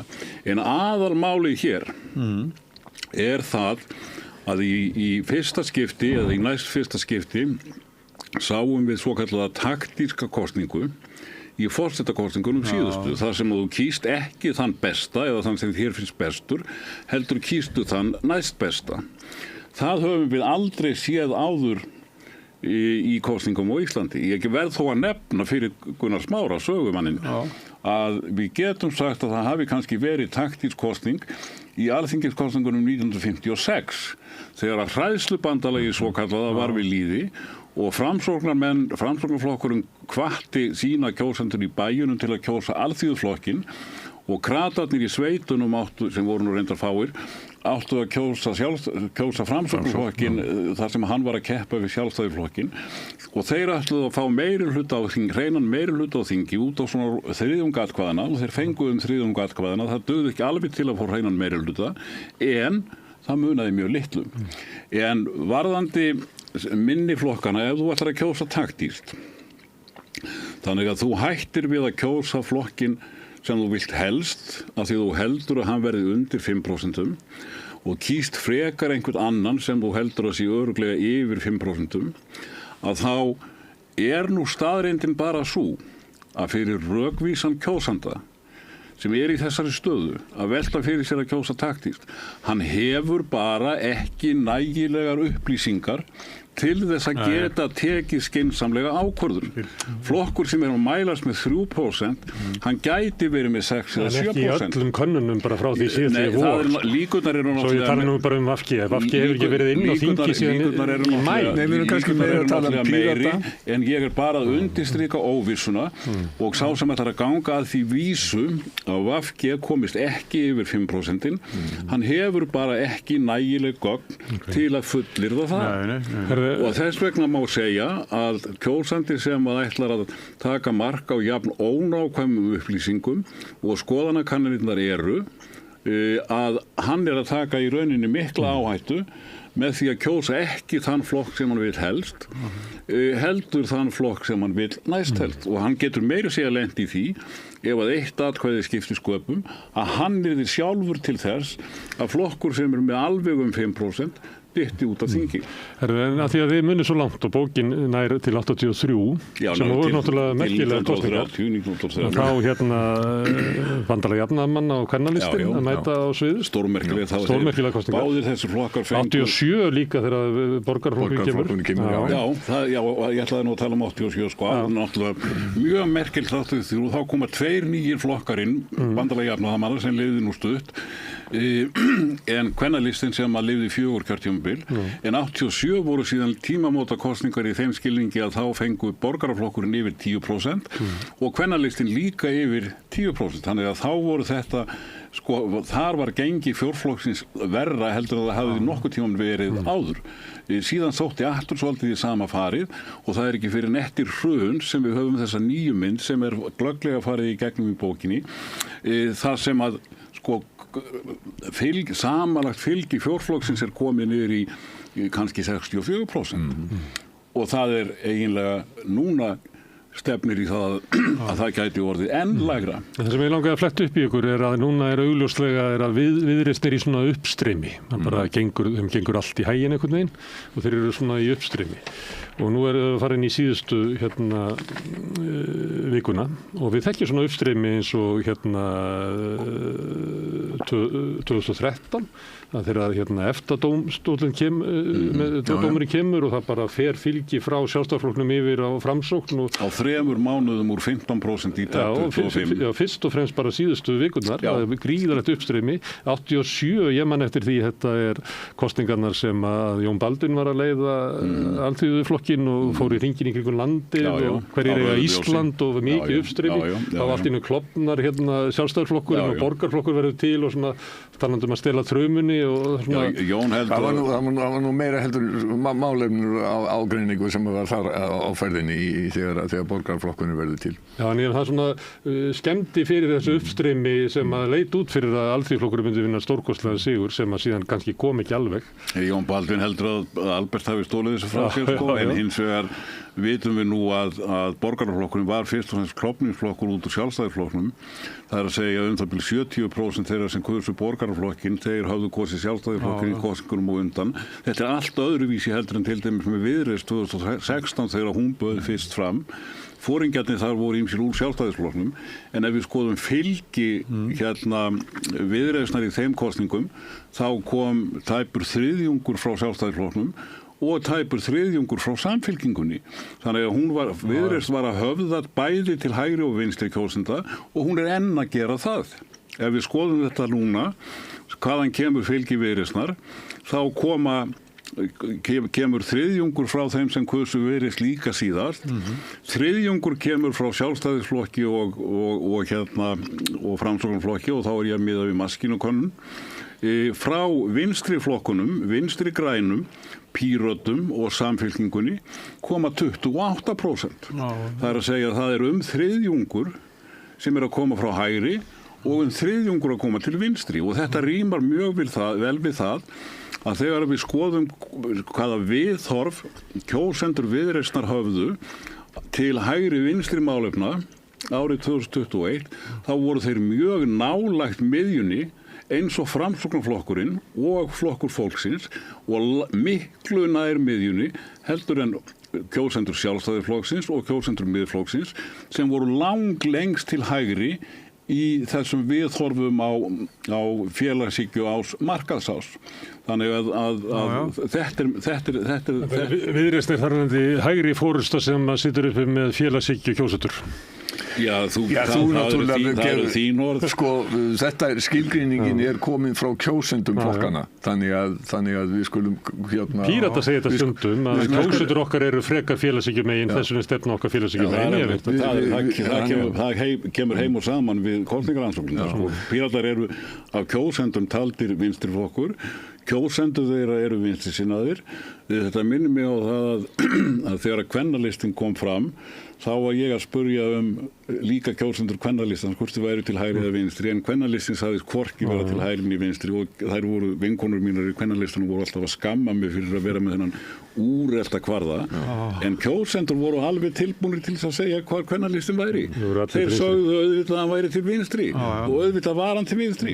Það er eitt líka sem hefur verið talað mikið núna og bent á í alþjóðlegu samhengi, og það er þessi tilhneiging að refsa þeim sem að sitja við völd. Og þetta er alveg rétt, og við getum séð þetta í Bandaríkjunum, við sáum þetta sérstaklega skýrt í Breitlandi, þar sem að fylgi Íhaldsflokksins hrundi og hafði raunar verið að láta mjög lengi þar á undan, þegar flokkurinn hafði klárlega mist tengsl við þjóðina, og síðan gerist það mjög skömmu eftir að verkamannaflokkurinn tekur við í Breitlandi. Hann er í rauninni búinn að missa kjósendur sínar á stóru leyti, öfugt við það sem að gerðist 1997 þegar Tony Blair var forsætisráðherra, og hann hélt þessu fylgi og vann 3 kosningar í röð. Þetta er ekkert nýtt á Íslandi. Frá því 1963, ef maður rétt og leiðrétti með Óli, þá hefur það einu sinni gerst að stjórnarflokkar samanlagt hafi bætt við sig fylgi í öllum kosningum síðan 1963 og það er 2021 og það eru sérstakar kosningar og sérstakar skýringar á því og það er að sjálfsögðu vegna pestareinar. Það er heimsfaraldurinn sem gerir það að verkum að þá kemur þetta sem stundum er sagt rally around the flag effekt sem talaðum í bókinni. Já, nema hvað þegar fólk þyrpist til stuðnings stjórnvöldum í krísu. Þannig að þetta er ekkert nýtt að stjórnarflokkar tapi fylgi. Ég tók þetta saman að því að það var svo ótrúleg könnun prósent, þar sem að Framsóknarflokkurinn og VG eru báðir utan og Sjálfstæðisflokkurinn með 8 þingmenn. Þannig að ríkisstjórnin væri að fara úr 38 niður í 8. Þá tók ég saman hvað hefði verið mikil höfnun í þingmönnum talið á ríkisstjórn og þá er það til dæmis ríkisstjórnin 2013 sem var náttúrulega sögum. Það er mesta tap ríkisstjórnflokka. Það var 80 þingmenn bara. Mesta tapið er 78. Já, ég fór ekki svo langt, ég fór til 1983, ég held að þú ætlaði bara að vera með það í bókinni. Það er 2017 eru 12 þingmenn, það er svolítið mikið. En núna stefnir í að þetta met verði líklega slegið. Það er mjög líklegt að samanlagt fylgi stjórnarflokkana verði falli meira heldur 80 þingmenn. Það getur alveg gert það þarf að vera einhver miðað við kannanirnar þá er met Samfylkingar og Vinstri grænna í tapi frá 2013 og það er bara í stór hættu en það er ekki öruggt. En svo þannig að því að nefni þetta að ég má aðeins klára því að svo fór ég að skoða tímana þar á undan að þá er þetta bara ríkisstjórnin að missa kannski 4 þingmenn og 5 þingmenn þannig að þess að sveifla bara eftir hrun þá allt í nú bara byrja báturinn að fara svona Það er eins og kjölfestuna vanti pínulítið að þessu litinu til að því að þú varst að vísa í það sem að yrði líklega niðurstöðu kosningarnar þá öfugt við þig Smári þá held ég að hvorki Ólafinni ég viljum gefa neinn loforð það hvernig það er farið Ég sagði farið ekki eins og Ég vil kannski að því við vorum að tala hvaðan fylgið er að koma og við sáum að fylgi miðflokksins er eiginlega bara að koma hægra megin frá og við sáum hvernig fylgi Viðreisnar er bæði að koma frá vinstri og frá hægri en það er líka mjög fróðlegt að skoða hvaðan er fylgi Samfylkingarinnar að koma sem er líka að bæta tvöfalda fylgi sitt frá síðustu kosningum. Þar er það þannig að 42% samkvæmt maskinu kusu líka Samfylkingunum 2021. Frá vinstri flokkum, það eru nú eiginlega fyrst og fremst bara VG og Píratarnir 35% af fylgi Samfylkingarinnar núna er að koma frá þessum vinstri flokkum. Frá flokkum hægra með miðjuna þá er Samfylkingin núna eða eru 16% af fylgi Samfylkingarinnar núna að koma frá Framsókn og Viðreisn, flokkunum sem eru rétt hægra megin miðju. Hvað Samfylkingin að fá frá kjósendum Miðflokks og Sjálfstæðisflokks? Eiginlega ekki neitt. Þannig að þarna fáum við líka skýrt mynstur. Í síðustu kosningum var Samfylkingin fyrst og fremst, eða nánast eingöngu, fyrst og fremst skulum við segja, að skiptast á kjósendum við flokka sem voru líka vinstra megin við miðju. En núna hún höfða soldið yfir miðjuna en bara til kjósenda Framsóknarflokksins frá síðustu kosningum og kjósenda Viðreisnar en ekki neitt til, eða nánast ekki neitt til flokkana sem eru lengst til hægri, Sjálfstæðisflokksins og Miðflokksins. Þetta skýrir stöðu Framsóknarflokksins þar sem að fylgi það sem að þeir sækja vanalega. Það búið að soga það upp annars vegar til Samfylkingar og hins vegar til Viðreisnar. Þannig það eiginlega ekkert eftir til skiptana. Þessum erum við að sjá það með svona ömurlega stöðu í könnunum. Já, með hæfilegri einföldun algjörlega hægt að segja að þetta sé rétt mynd sem voru að draga upp. En þetta er svolítið líkir flokkar, Samfylkingin og Viðreisn. Þeir eru náttúrulega voru kallaði lengi vel í Morgunblaðinu í ritstjórnargreininum systurflokkarnir, Evrópuflokkarnir. Núna tek ég eftir því að í ritstjórnargreinum Morgunblaðsins er ekki lengur talað systurflokkana. Það farið að tala hinn borgaralegu öfl. En hægri flokkarnir í Skandinavíu voru nú hér lengi alltaf kallaðir borgaraflokkarnir. Akkur það þessu? Vegna þess að þeim sýnist að ef að Miðflokkurinn og Sjálfstæðisflokkurinn eigi að komast í ríkisstjórn, þá sé nú líklegast að þeir verði að gera það með Viðreisn. Ef við skoðum hins vegar kortið sem í bókinni, þar sem við erum að skoða hvernig kjósendur Viðreisnar og kjósendur Miðflokksins voru sem sé á þessum hægri vinstri efnahagsás, annars vegar og þessum menningarás hins vegar, að þá kemur náttúrulega í ljós að kjósendur Miðflokksins 21 höfðu á báðum þessum ásum allt aðrar skoðanir heldur en kjósendur Viðreisnar. Kjósendur Viðreisnar voru hins vegar tiltölulega nálagt Samfylkingunni á báðum þessum ásum.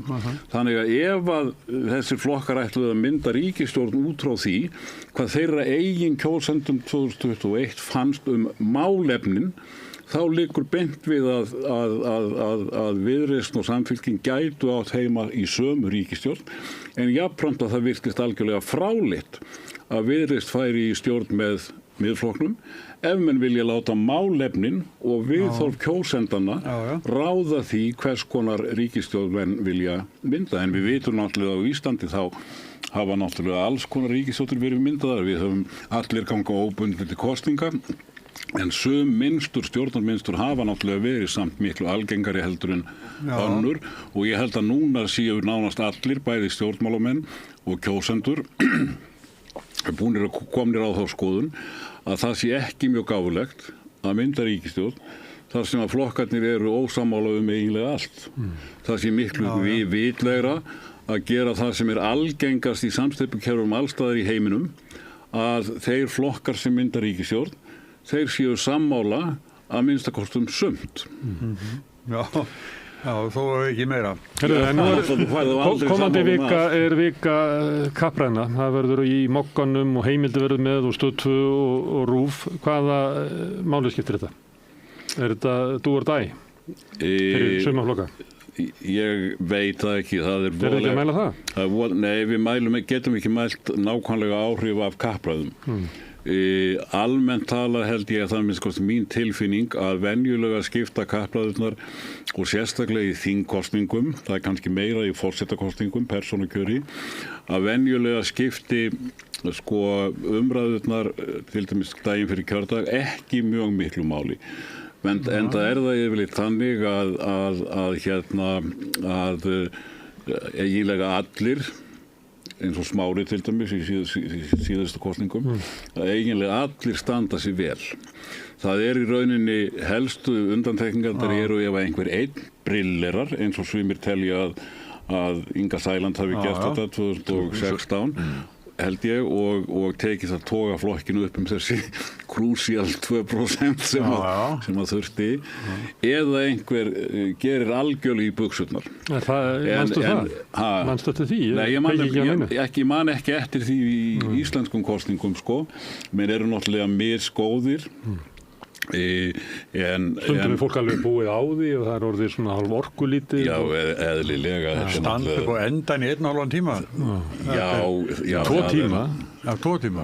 Ég var með ónýta mjöðum og ég var í alvörinu að hugsa að fara sko að bráða vaktina á eftir. Ég trúi þessu, þetta mikið á frambjóðendurlagt eða fóringjarna lagt að þurfa að standa svona og síðan erum við náttúrulega búinir að vera eins og útspýtt hundskinn í þessari miklu lýðræðisveislu sem að kosningabaráttan og það sem hefur breyst að sjálfsögðu á undanförnum árum það að það ekki bara hinn hefðbundnu fjölmiðlar, það ekki bara sjónvarpsstöðvarnar og Stöð 2 heldur og ekki bara stöð eins og Samstöðin sem hefur bæst í þessa flóru heldur eru dagblöðin komið með og heimildin komið með slíkt og síðan eru þessi óteljandi podcast sem eru þannig að frambjóðendur hafa verið eins og útspýtt hundskinn og verða í komandi viku. Svo eitt viðbót sem að því að nú hægt að vera með streymi þannig að það ASI með streymi og SA og Samtök iðnaðarins og bændurnir og umhverfisinnar og landvernd og þannig að það eru þú veist kannski mörg streymi á dag af kappræðum. Ég stjórnaði fundi út í háskóla núna sem að Varberg og Alþjóðamálastofnun háskólans var með og því var streymt það var fullur salur en kannski hafa verið 10 sinnum fleiri sem hafa verið horfa á það og ennþá horfa á það því að ég fæ stundur svona eitthvað tengt þessum fundi sko en fólk ennþá að tína upp þessi streymi þannig ég hugsa sko þetta eru aldrei verið meira þetta eru eins og að talað að þegar þið fóru sko eins og lest og voru með fundi út í kjördæmanum þetta ekki minna núna. Ég vildi segja bara sko að mér finnst þessi kosningabarátta hafa verið mjög skemmtileg og mér finnst það sko mikilvægur partur af þessari lýðræðisveislu sem að þetta á að vera einmitt hvað það eru fjölbreyttir aðilar og hvað það eru margir þættir og fjölbreytilegir á alls konar miðlum og ég sem að nú meir og minna allan daginn að fylgjast með þessu nema þegar ég var að prófarka að lesa bókina sem ég var nú að gera fram til morgun síðustu vikurnar að það kemst enginn yfir að horfa á þetta allt en þetta er mjög jákvætt að það sé svona mikil kynning á frambjóðendum og flokkunum þeirra. Og stefnumálunum. Það kemur nú meðal annars fram í þessari bók sem að sumir hafa ekki trúað þegar að spurt hvað skiptir mestu máli þegar að kjósendur velja sér flokk. Þarna það bara svart á hvítu. Það eru málefnin sem skipta meira máli heldur nokkur annar einn þáttur. Og þessi kosningabarátta hún hefur mestanpart verið málefnuleg þó hefur borið meira á skítkasti í aðra flokka heldur en var 2021 þar sem það var eiginlega ekkert þetta og í bókinni þá mjög skemmtileg yfirferð sem hann Jón Gunnar hefur tekið saman sem með fjölmiðla hlutan hjá okkur að þarna eru fullt af myndum af heilsíðu auglýsingum í dagblöðunum rétt fyrir kosningar alveg frá því 1990 og þar sér maður breytingar í gömlu auglýsingunum var meiri texti hann hefur minnkað og meiri áhersla á myndir af foringjunum eða eitthvað svoleiðis en það sem kom mér á óvart var það að þessar dagblaða auglýsingar neikvæðni hefur minnkað frá því á síðasta áratug síðustu aldar þangað til núna. Það að segja hér fyrir aldamótin þá voru bara töluvert algengar auglýsingar sem voru að vara við vinstri stjórn kratarnir með mynd af múrvegg þar sem að hérna var verið að múra Ísland inni að því þeir vildi ekki fara í Evrópusambandið og þannig sem sé neikvæðar auglýsingar en þær voru eiginlega alveg horfnar og ég verð að segja að ég saknaði þess ekki að við hlaupum ekki eftir þeirri óheilla þróun sem hefur orðið í Bandaríkjunum að auglýsingar séu meir og minna neikvæðar, oft hreinar lygar og níð og nagg andstæðingin frekar heldur en að reyna að útskýra fyrir kjósendum af hverju ég og minn flokkur besti flokkurinn sem þeir að kjósa.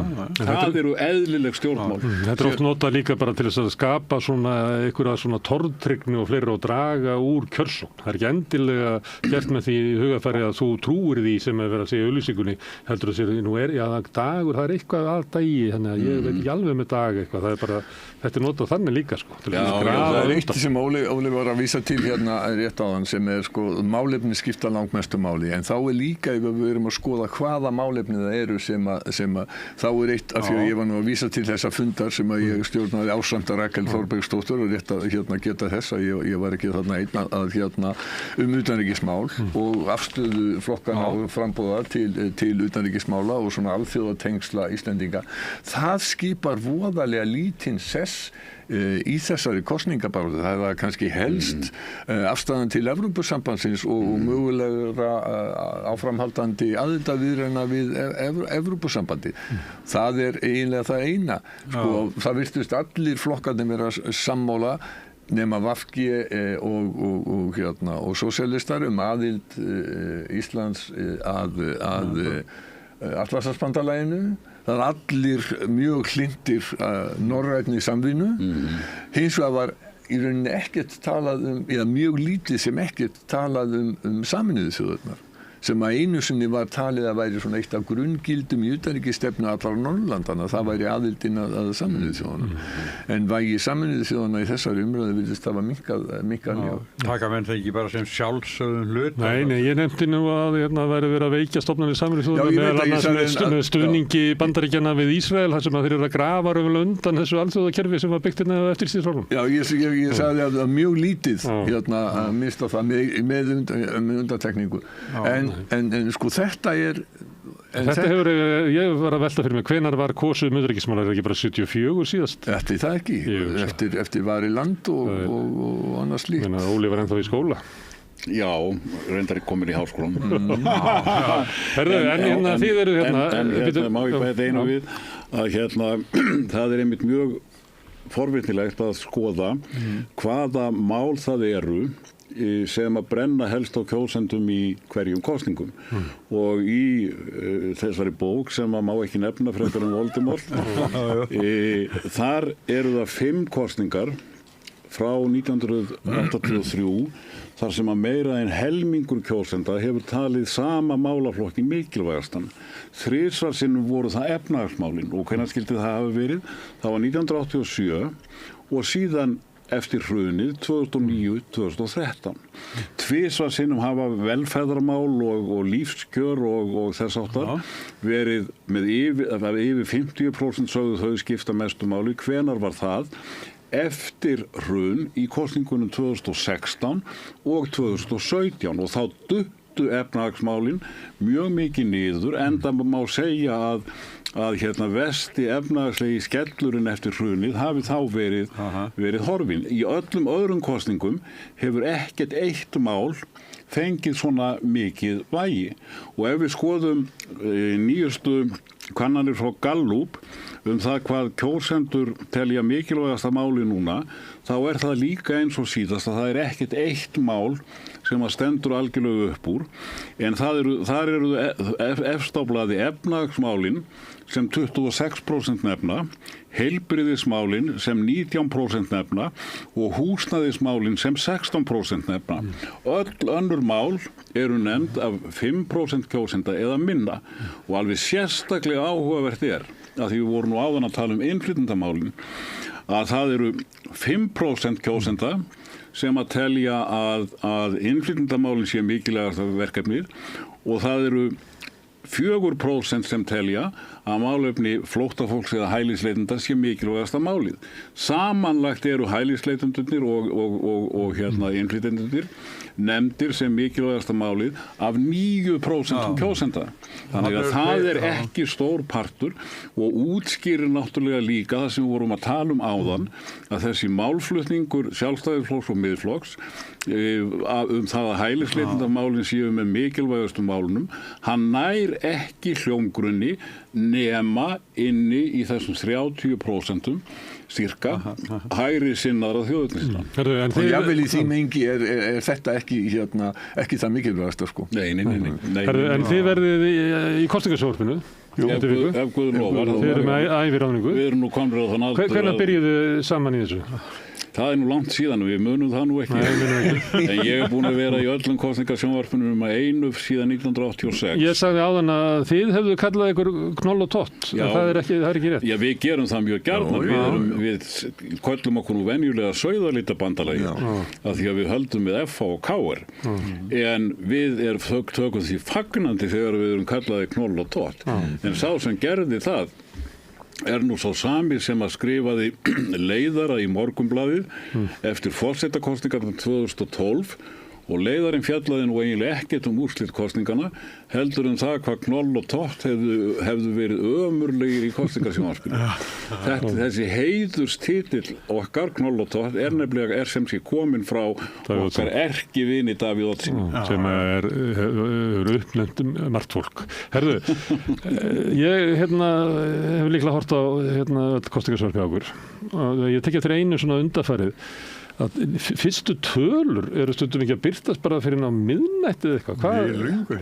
Hvað er að gerast hérna? Í gamla daga, fyrir tíma tölvunar, þá voru bara fyrstu tölur konar bara fljótlega eftir að kjörstöðum var lokað. Það breyttist náttúrulega ákveðnu leyti þegar við dóm Hæstaréttar eftir kosningarnar til stjórnarskrár þingsins sem uppálega átt að vera það mætti ekki byrja að telja og sko það var byrjaði að flokka allavega svona 6-leytið og þar með var auðveldar að birta fyrstu tölu og ég man að það var gjarnan mjög mikil samkeppni á milli kjördæma og hafnfirðingar Sveitungar Ólafs þeir voru gjarnan fyrstir með tölu og það var kannski svona 10 mínútur yfir 10 eftir að kjörstöðum var lokað sko. Kaplakrika. Já. En núna eru margir sko sem að ætla að gera skemmtun úr þessu orðnir sko dauða drukknir á þeirra fyrstu tölu að koma. Já, algjörlega. Fyrir suma er það nú kannski Getið ekki lagað þetta? Nei, við getum ekki lagað þetta vegna þess að sko þetta er í rauninni algjörlega fráleitt fyrirkomulag. Og þetta hefur vestað, þú segir vegna þess að nú eru kjörstjórnir og ekki síst náttúrulega eftir talningaskandalinn í Borgarnesi að þá eru þeir skítræddir að þeir séu að brjóta einhver ákvæði kosningalagana og þar er ákvæði sem að ég held að það megi flokka fyrir áður en kjörstöðum lokar en það má ekki fara að telja og svo er við líka ennþá sko það galskap í gangi að það hefur í norðvesturkjördæmi hefur til dæmis bara verið talið í Borgarnesi en það má telja á 3 stöðum og ég vona að núna verði talið á í Borgarnesi á Ísafirði og á Sauðárkróki en sko þessi hugmynd sem er náttúrulega þegar það er vetur það er náttúrulega verið bara öryggisatriði að gera það þannig algjörlega Ég meina að þú getur farið út af í djúpinu sko með atkvæði Ísfirðingana og lent í sjónum. Það eru einhverja sögur kassa sem að rúlaði niður Hlíð og að geta bíómyndum það sem að var óæskilega atkvæði í. En sko við sjáum það í öllum nágrannlöndunum að þar eru úrslitin venjulega ljós eftir svona klukkutíma og það er vegna þess að þar ég held að menn megi telja áður en kjörstöðum er lokað en kannski líka það að það er talið í miklu minni einingum heldur en gert hér. Það er víða talið til dæmis bara eftir sveitafélögum og auðvitað gætum við gert það en í núverandi stöðu ætti auðvitað að leyfa að telja öll atkvæði eða sem sé öll atkvæði sem eru komin inn í lokuðum sal þannig að við gætum verið komin með eins og það var í gamla daga þar sem að menn svindluðu kannski aðeins á kosningalögunum og töldu voru farnir að telja áður en kjörstöðum lokaði í lokuðum sal að þá vorum við að fá tölurnar 10 mínútur yfir 10 var það ekki, korter yfir 10, 20 mínútur yfir 10 nema í þessum kjördæmi þar sem að mátt ekki telja nema á einum stað og landa og fjarlæðirnar voru. En maður finnur til með ykkur sko, þið eruð eiginlega í 2,5-3 tíma það verður ekki að ræða það er að tegja lopan. Sýnist þið það hérna Ólafur ekki í vörðum? Má ég vekja athygli á því. Að í kosningasjónvarpinu núna verðum við með fjölmargar myndir úr þessari bók. Þannig að þó að það komi engar tölur fyrir klokkan 3 þá getum við talað og haldið skemmtun uppi fyrir þjóðinni allan þann tíma. Segðu mig, hvað er loggmolla í Ólgusjó? Loggmolla Ég er að sjá þetta fyrir mér sko. Ólgusjó er náttúrulega Ég sé Ólgusjó. Hvað er loggmolla? Á enskunni er the eye in the storm. Loggmollan, ef ég má skýra þetta, loggmollan eru kosningarnar og kosningabaráttan sem er svo, og þessar kosningar sem er sko það friðsum í þeim Ólgusjó sem er í gangi í þegar er heimsfaraldur COVID í stuttumáli. Gæti ekki orða þetta betur. Ég ætla aðeins að benda þér á annað líka Smári og Sigurjón að það er hvernig þið telja í Færeyjum.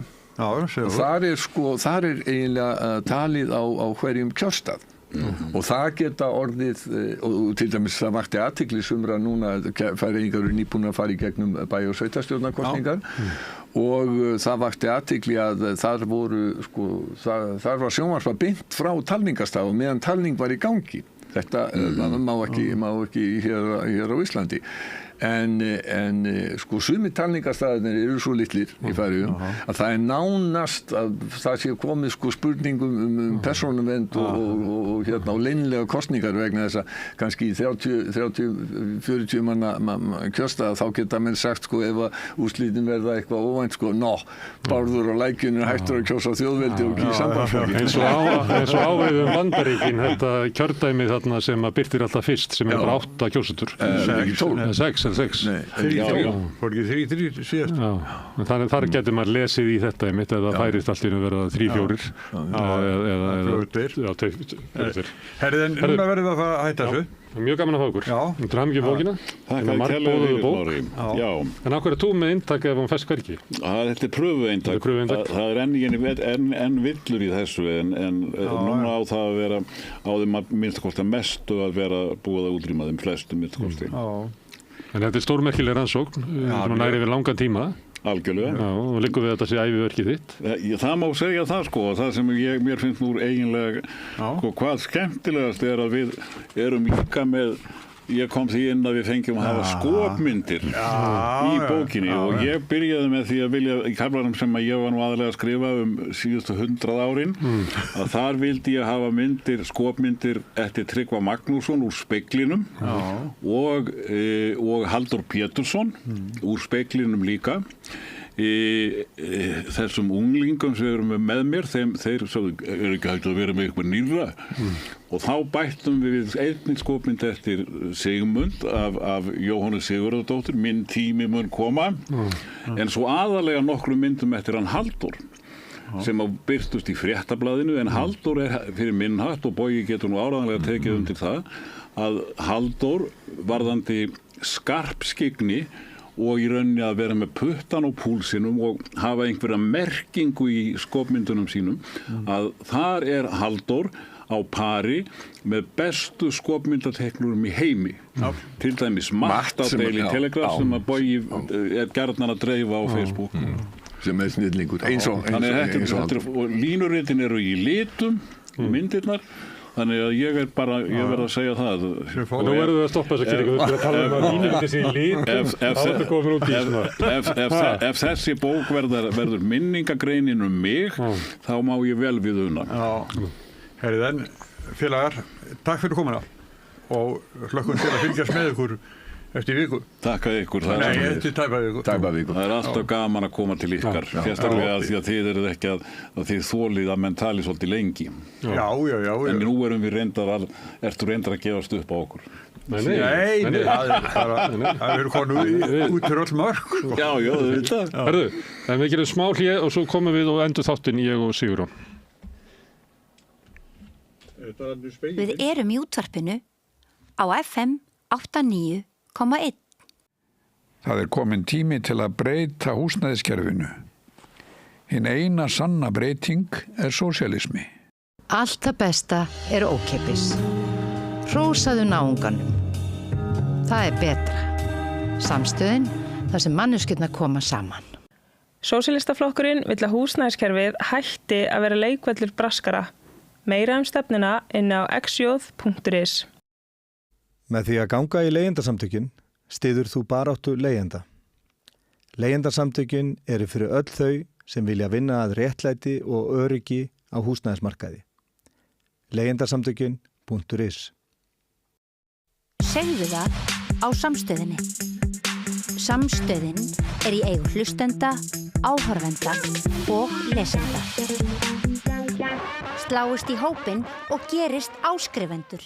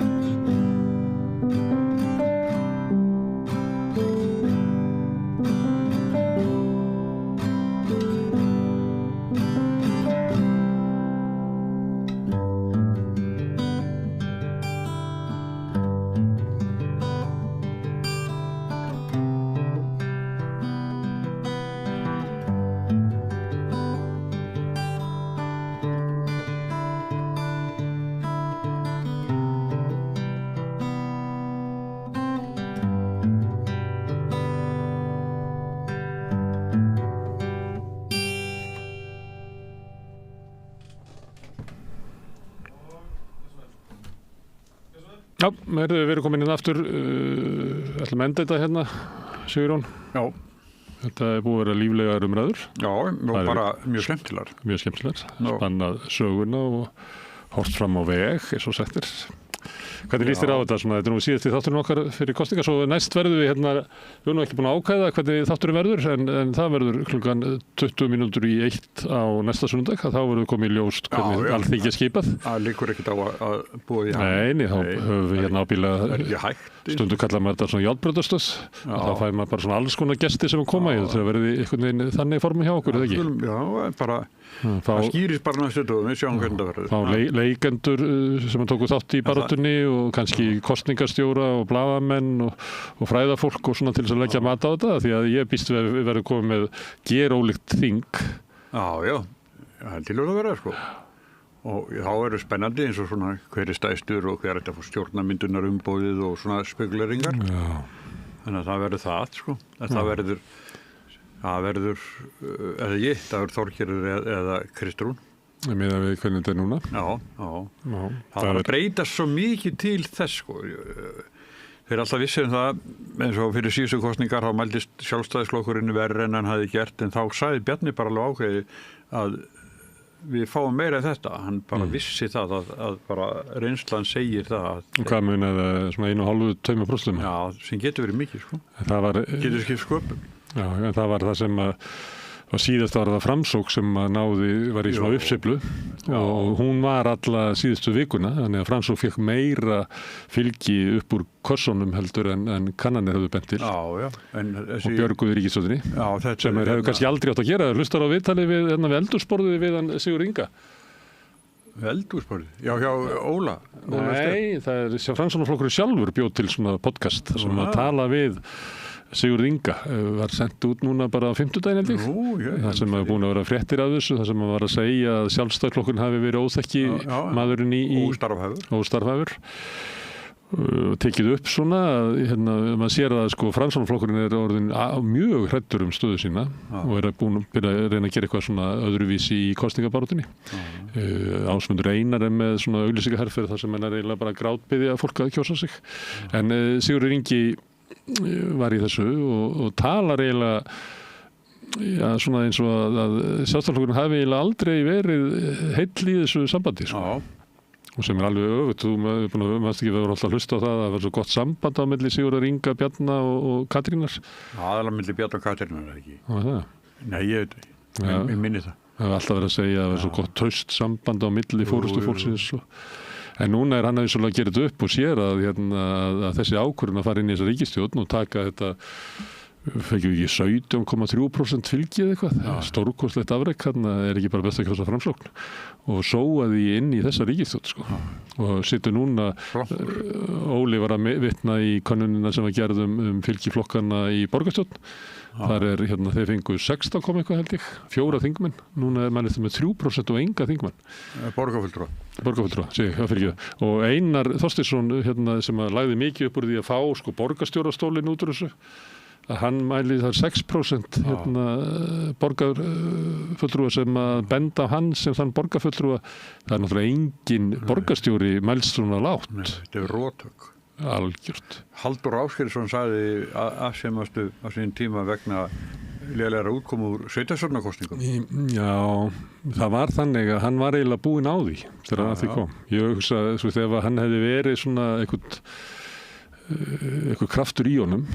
En það var eins og eftir að maður forsætisráður að bara koðnaði hann alveg endanlega niður. Það var eins og svona stundum gerist og þú ert að stefna að einhverju marki svo þegar kemur að þá ertu bara þú veist, kannski var það ekkert svo gott að fá það og svo komu þessi kosningaúrslit þarna þá er það 2006 að þá sagði hann af sér en ég held að það hafi spilað tvennt saman, annars var hann bara eiginlega búinn sem stjórnmálamaður á þessu langa samlífi með Davíð Oddssyni og svo kom þessi úrslit. En það er, ef það er, að þá ættu nokkrir að segja af sér á kosninganótt. Já, samanlega. Svandís í VG, líklegt að Píratarnir, þú veist, þurfa að gera eitthvað stórkostlegt uppgjör. Það er nú ekki með neitt formann. Nei, en það verður eitthvað svona...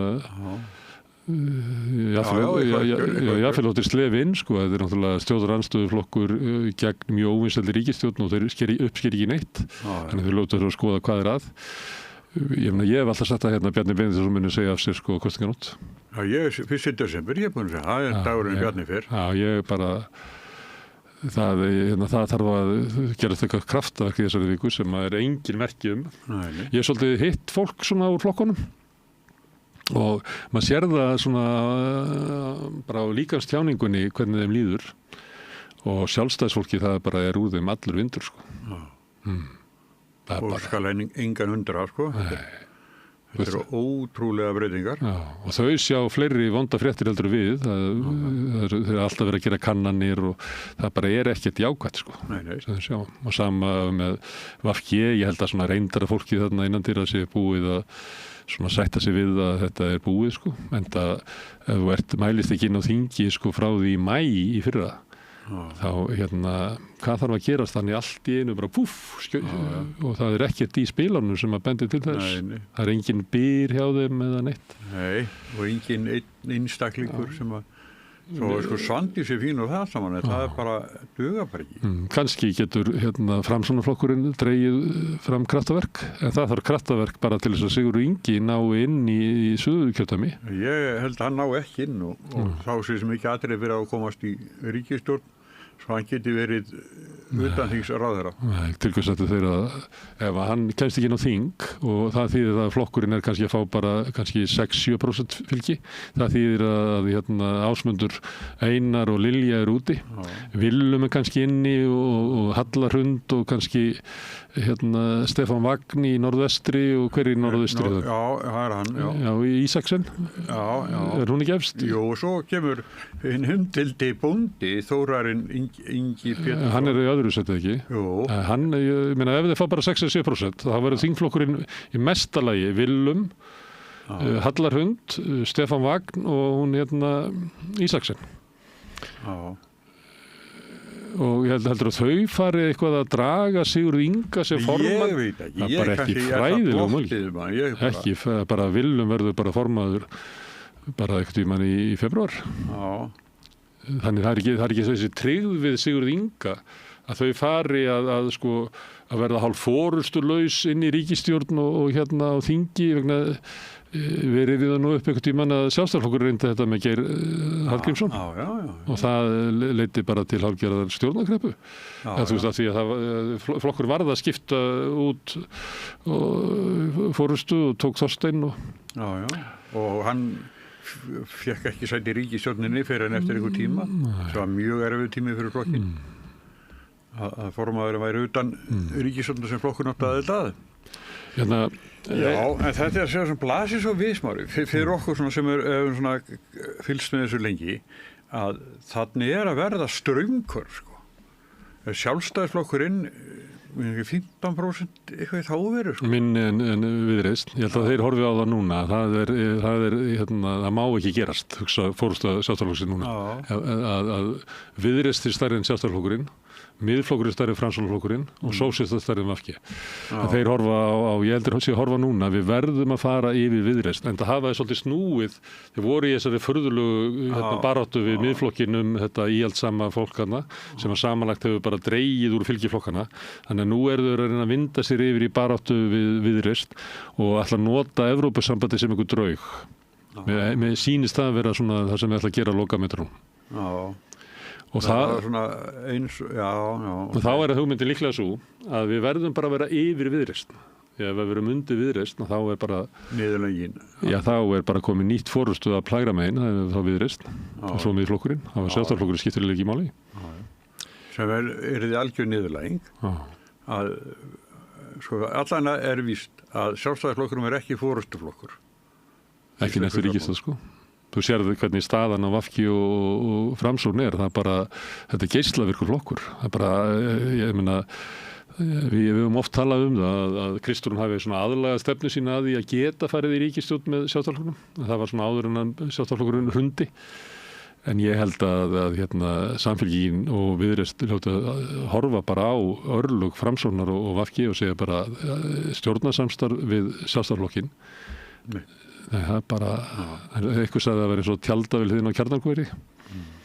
Þetta er sko, eins og þetta er núna, sko, þá er það Þorgerður Katrín forsætisráðherra, Kristrún fjármála. Sem ég held að hendinni betur að vera fjármálaráðherra heldur í forsætisráðherra. Já, og ef að Pírata lifa þá verður Þórhildur Sunna utanríkisráðherra. Nei, þeir munu ekki taka, þeir munu taka, ef að Framsókn sleppir inn á þing, þá munu taka Framsókn. Ég myndi vilja að það tækja sko sósíalistana.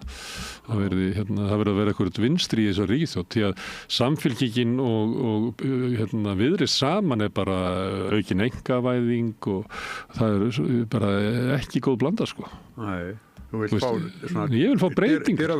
Nei, ég vil fá breytingar í íslensku samfélagi eins og ég held að meirihluti kjósenda vilji. Ég held að sé bara hálfgerð óskhyggja að vera eitthvað mikla breytingar við að þú fái sko nýja forystundu sömu stefnu. Herðu, en að því að Óli bent á þetta líka og við höfum bent á þetta áður að það sem var verið að reyna að sannfæra okkur allt síðasta ár, eða þetta ár og líka raunverulega síðast ár, að næstu kosningar myndu snúast innflytjendamál og að Sjálfstæðisflokkur og Hægrið myndu stjórna umræðinni. og þetta heyrði maður svolítið, það vinsæll hlaðvarpsþáttur sem heitir Þjóðmál og svo ertu með þarna dagmál og spursmál og þetta er svona hægri sem að hefur svolítið hamrað á þessu að næstu kosningar og eitthvað leiti hefur Bjarni trúað þessu, að næstu kosningar myndi snúast innflytjendamál, orkumál og svo náttúrulega efnahagsmál þetta er ekki málin sko, orkumál og bara alls ekki þannig að ég er að velta fyrir mig hvort að það hafi orðið átt sér eitthvað stað hægra megin, eitthvað svona algjör misskilningur, mislestur á samfélaginu og hvað fólk vildir vera kjósum sem að hafi afvegaleitt sko sjálfstæðisflokkin og sömuleyti miðflokkin sem að taldi sig vera að fara bara að taka mót ykkur velunum en er augljóslega í svona svolítið frjálsu falli í könnunum og þú veist fellur hratt og ég held að með þessi uppákomur í kringu Sigmund þá mun fólk náttúrulega bara velta fyrir sig býtu bara allt svo skrítið eitthvað sko. Mjög óeðlileg framganga nokkuð manns og hann einhvern veginn svo sannfærður að hann geti bara reddað ríkisfjármálunum og gert allt einhvern veginn öðruvísi og áfram Ísland og ég heyrði, hann er búin að byrja að segja þetta núna sko, í 1100 ára sögu þjóðarinnar þá hefur við séum farið í einhverja úrslita orustu framtíð þjóðarinnar vegna þess að hann ætlar að loka landamærunum því annars munum við bara tapa Íslandi og tapa íslenskunni og ég veit ekki hvað tapa sko 1150 ára sögu þjóðarinnar ef við veljum hann ekki það er undir 1150 ára saga íslensku þjóðarinnar og framtíð hennar þetta er bara að verða svo skrítið sko. En það er ekki meira það og ég myndi vilja að þið gengi svolítið á til dæmis miðflokkin hvað raunverulega er að leggja til mér finnst það sama með ég eiga við flokk fólksins sem að lofar svona miklu en passa sig ekki að ræða hvernig það ætla að afla teknana á móti þannig að ég myndi vilja að því kannski svona bara meiri ákefð í þessum pallborðum og kappræðum að draga fram eiginlega hvað eru flokkarnir raunverulega að leggja til því að við erum komið svolítið fram úr því að þú veist alltaf kjósa bara út á okkur stemmingu eða eitthvað. Þetta eru mikilvæga kosningar. Það er mikil krafi í samfélaginu sem ég heyri og ég sé það bara í skoðanakönnunum, mikil krafi breytingar. Og ég vil þá bara heyra það, hvað eru flokkarnir leggja til? Hverju ætlaði að breyta? En hvernig er með til dæmis sjávarútvegsstefnu Samfylkingar og Viðreisnar, er þetta ekki bara eitthvað svipað? Nei, sko það var miklu líkara. Það voru bæði á innköllun kvótans og uppboð aflaheimilda sem að þýði það bara að stóru útgerðirnar borga bara aðeins meira í uppboði.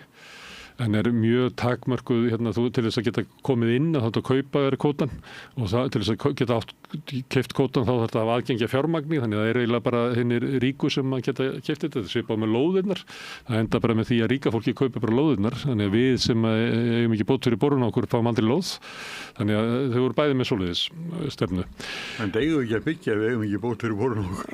Nei, en við gáttum gert það fyrir kynslóð gáttum gert það í samvinnu verkefnum og öðru slíku og það var miklu heilbriðari húsnæðisstefna þegar að lóðum var útlutað sem almanna gæðum og það var sagt að það var eitthvað ósangjant því að þú varst 7 ára að bíða eftir lóð eitthvað svoleiðis að það er svona verið að bara bjóða þetta upp sem að þýðir bara það að þeir sem eiga peningi fá alla lóðunar þannig að við erum verið að taka almanna gæði af fólki með miðlungstekjur og þar fyrir neðan og færa það þeim sem eru betursettir sem við ofta rætt en Samfylkingin var með þessa stefnu innköllun kvótans 5% ári en það er eitt af því sem Kristrún lagði af það var nú bent á það þegar hún var kosin formaður að hún hafði það til ykkur svona það sem hún er að tala sem hagfræðingur viðskiptaráðs, það sem hún er að tala mjög gegn öllum breytingum í sjávarútvegi og ég hef aldrei heyrt hana að leggja neitt til neinar áherslur það. En hún hefur talað um að hún vill að hækka veiðigjöldin, bara hafa sama kerfi í dag nema að taka eitthvað aðeins meira af sjávarútveginu þannig að það er engin flokkur með svona uppstokkun á flokkur fólksins leggur áherslu á frjálsar krókaveiðar á stranduðar og við erum enda með það líka svolítið og ég held að við erum líka með tillögur að bara horfa á það að það er sama fyrirtæki sem á alla virðiskeðjuna frá því að fiskurinn er veiddur og þá er hann seldur út í heimi og þetta er náttúrulega bara þannig hann eiginlega ræður því Og svo erum við að rukka eitthvað hlutfall af aflaverðmæti sem hér þegar fyrirtæki kannski tekur það bara allt í útlöndum Þannig að það sem verið að borga í veiðigjöld ekkert 30% af hagnaði félagana. Hagnaður allur tekin einhvers staðar annars staðar. Og þannig að við getum ekki haft svona kerfi. Ef það á að vera innheimta af auðlindir sem við höfum, þá getum við ekki haft kerfi sem bara virkar ekki. Og sá sem að... og vikt aflan sjálfur líka. Já, vikt hann sjálfur og þetta alveg stórkostleg. En það veit almenningur, þegar almenningur spurður út í kvótakerfið, þá held ég 80% að það leiði til spillingar. Og akkur heldur það sé? Fólk þekkir þetta bara. Það eru sjómenn í fjölskyldunum og þú heyrir þetta og bara fara í svona sæmilega fjölmenna fermingaveislu, þá bara heyrir hvað verið að gera við þetta kerfi. En þetta ég heyri nú svolítið í mönnum að því ég var náttúrulega á sjó áður og svona þekkja en þá nokkra og þetta alltaf þetta sama. Og þetta veit fólk, en þetta því miður hefur þetta eiginlega bara verið ýtt út úr pólitísku umræðu eins mikilvægt og þetta kerfi og svo hefur það náttúrulega leitt til alveg fáralegra auðsöfnunar örfárra Ég meina Samherji á fyrirtæki í Noregi, í Þýskalandi, í Færeyjum, í Namibíu og út allan heim búin að kaupa Sjóvá og Haga og Heimskip og það teknir peningarnir Það er ekki skrifstofa með engum manni. Það er ekki þar. Já, og svo þeir eru stærsti hlutafinn í Högum og langstærsti hlutafinn í Eimskip, stærsti hlutafinn í Sjóvá. Já, fyrir utan lífeyrissjóðina. Já, og þá eru þeir bara hægt og bítandi að því að þetta svo gríðaleg auðsöfnun og þá erum við bara með því að halda þessu kerfi áfram þá erum við eiginlega samþykkja það að svona eftir kannski svona 1, 2, 3 kynslóðir þá verður bara einhver svona 3 fjölskyldur sem eiga Ísland. Forstjóri Eimskips núna sonur Þorsteins Vilhelmssonar sem var 3. samherjamaðurinn en seldist út fyrir nokkrum árum og áður var Baldvin Þorsteinsson, sonur Þorsteins Má, þetta svona. Þannig virkar þetta, ef þú bregst ekki einhvern veginn við, ef þú leifir óréttlætinu að halda áfram, þá mun ekki byggjast réttlæti á því, það verður bara meira óréttlæti. Það verk að vinna í íslensku samfélagi. Já, mér finnst líka ótrúlega kærulust hvernig talaðu til dæmis einkavæðingu í heilbrigðiskerfunum. Það látið svona eins og að sé Jói og Siggi og Stína og Gunna ætla að reka saman læknarnir, ætla að reka saman heilsugæslu, er það ekki bara gott? Jú, það er bara gott. Svo verða þau gömul og selja þetta, hver ætlar að kaupa þetta? Það verður líklega fyrirtæki í eigu Samherja sem að kaupa þetta og á allt í norði allar heilsugæslur á Íslandi og við erum komið með eitthvað svona bara stór fyrirtækja væðingu heilbrigðiskerfisins og menntakerfisins. Þannig að mér finnst ótrúlega kærlaust tal í svona umræðum þar sem að stjórnmálaflokkarnir eru að leggja fram einhverja tillögur sem eru mikla breytingar í íslensku samfélagi, alltaf látið eins og þetta sé bara eitthvað smá, ég eru bara að ná aukinni hagræðingu aðeins, en svo líður tíminn í smá stund og þá erum við bara komið með einhvern allt annað veruleika eins og við getum skerst með sjávarauðlindin okkar að Íslendingar börðust fyrir því að fá hana undir samfélagið til þess að hún myndi verða grunnurinn af því að byggja hér gott samfélag. En núna er þetta orðið eign kannski 10 fjölskylda að langstæstu leyti. Heldur að kynslóð foreldra okkar hafi séð það fyrir sér. Að við verum að ýta Þjóðverjum og Bretum út úr landhelginni til þess að Þorsteinn Már og Guðmundur í Brim gæti eignast þetta. Þau eru hlegið að okkur, sagt Svo eru þau klikkuð. Eru þau klikkuð, haldið þetta gerist á Íslandi, það hefur sagt og hlegið. En það gerðist. Heyrðu, já. En hvernig með ykkur, jóðlistan, hvað? Við erum í bara ágættri stöðu, við náttúrulega erum ekki á þingi, svo við takkum það fram, en við mælumst stærri en VG í öllum konunum og Píratar í allirinn að meitni sem var mjög skrítin konun. Við erum stærri en Framsókn í 2 konunum held ég. Og við erum alltaf inn á þingi, öfugt við þessa flokka. Þeir sem hafa mælst utan þings eru Framsóknur af þessu 3 á einum stað verið utan þings, Píratar á 2 stöðum, VG alltaf og VG er búið að vera utan þings síðan í maí. Þannig að ég held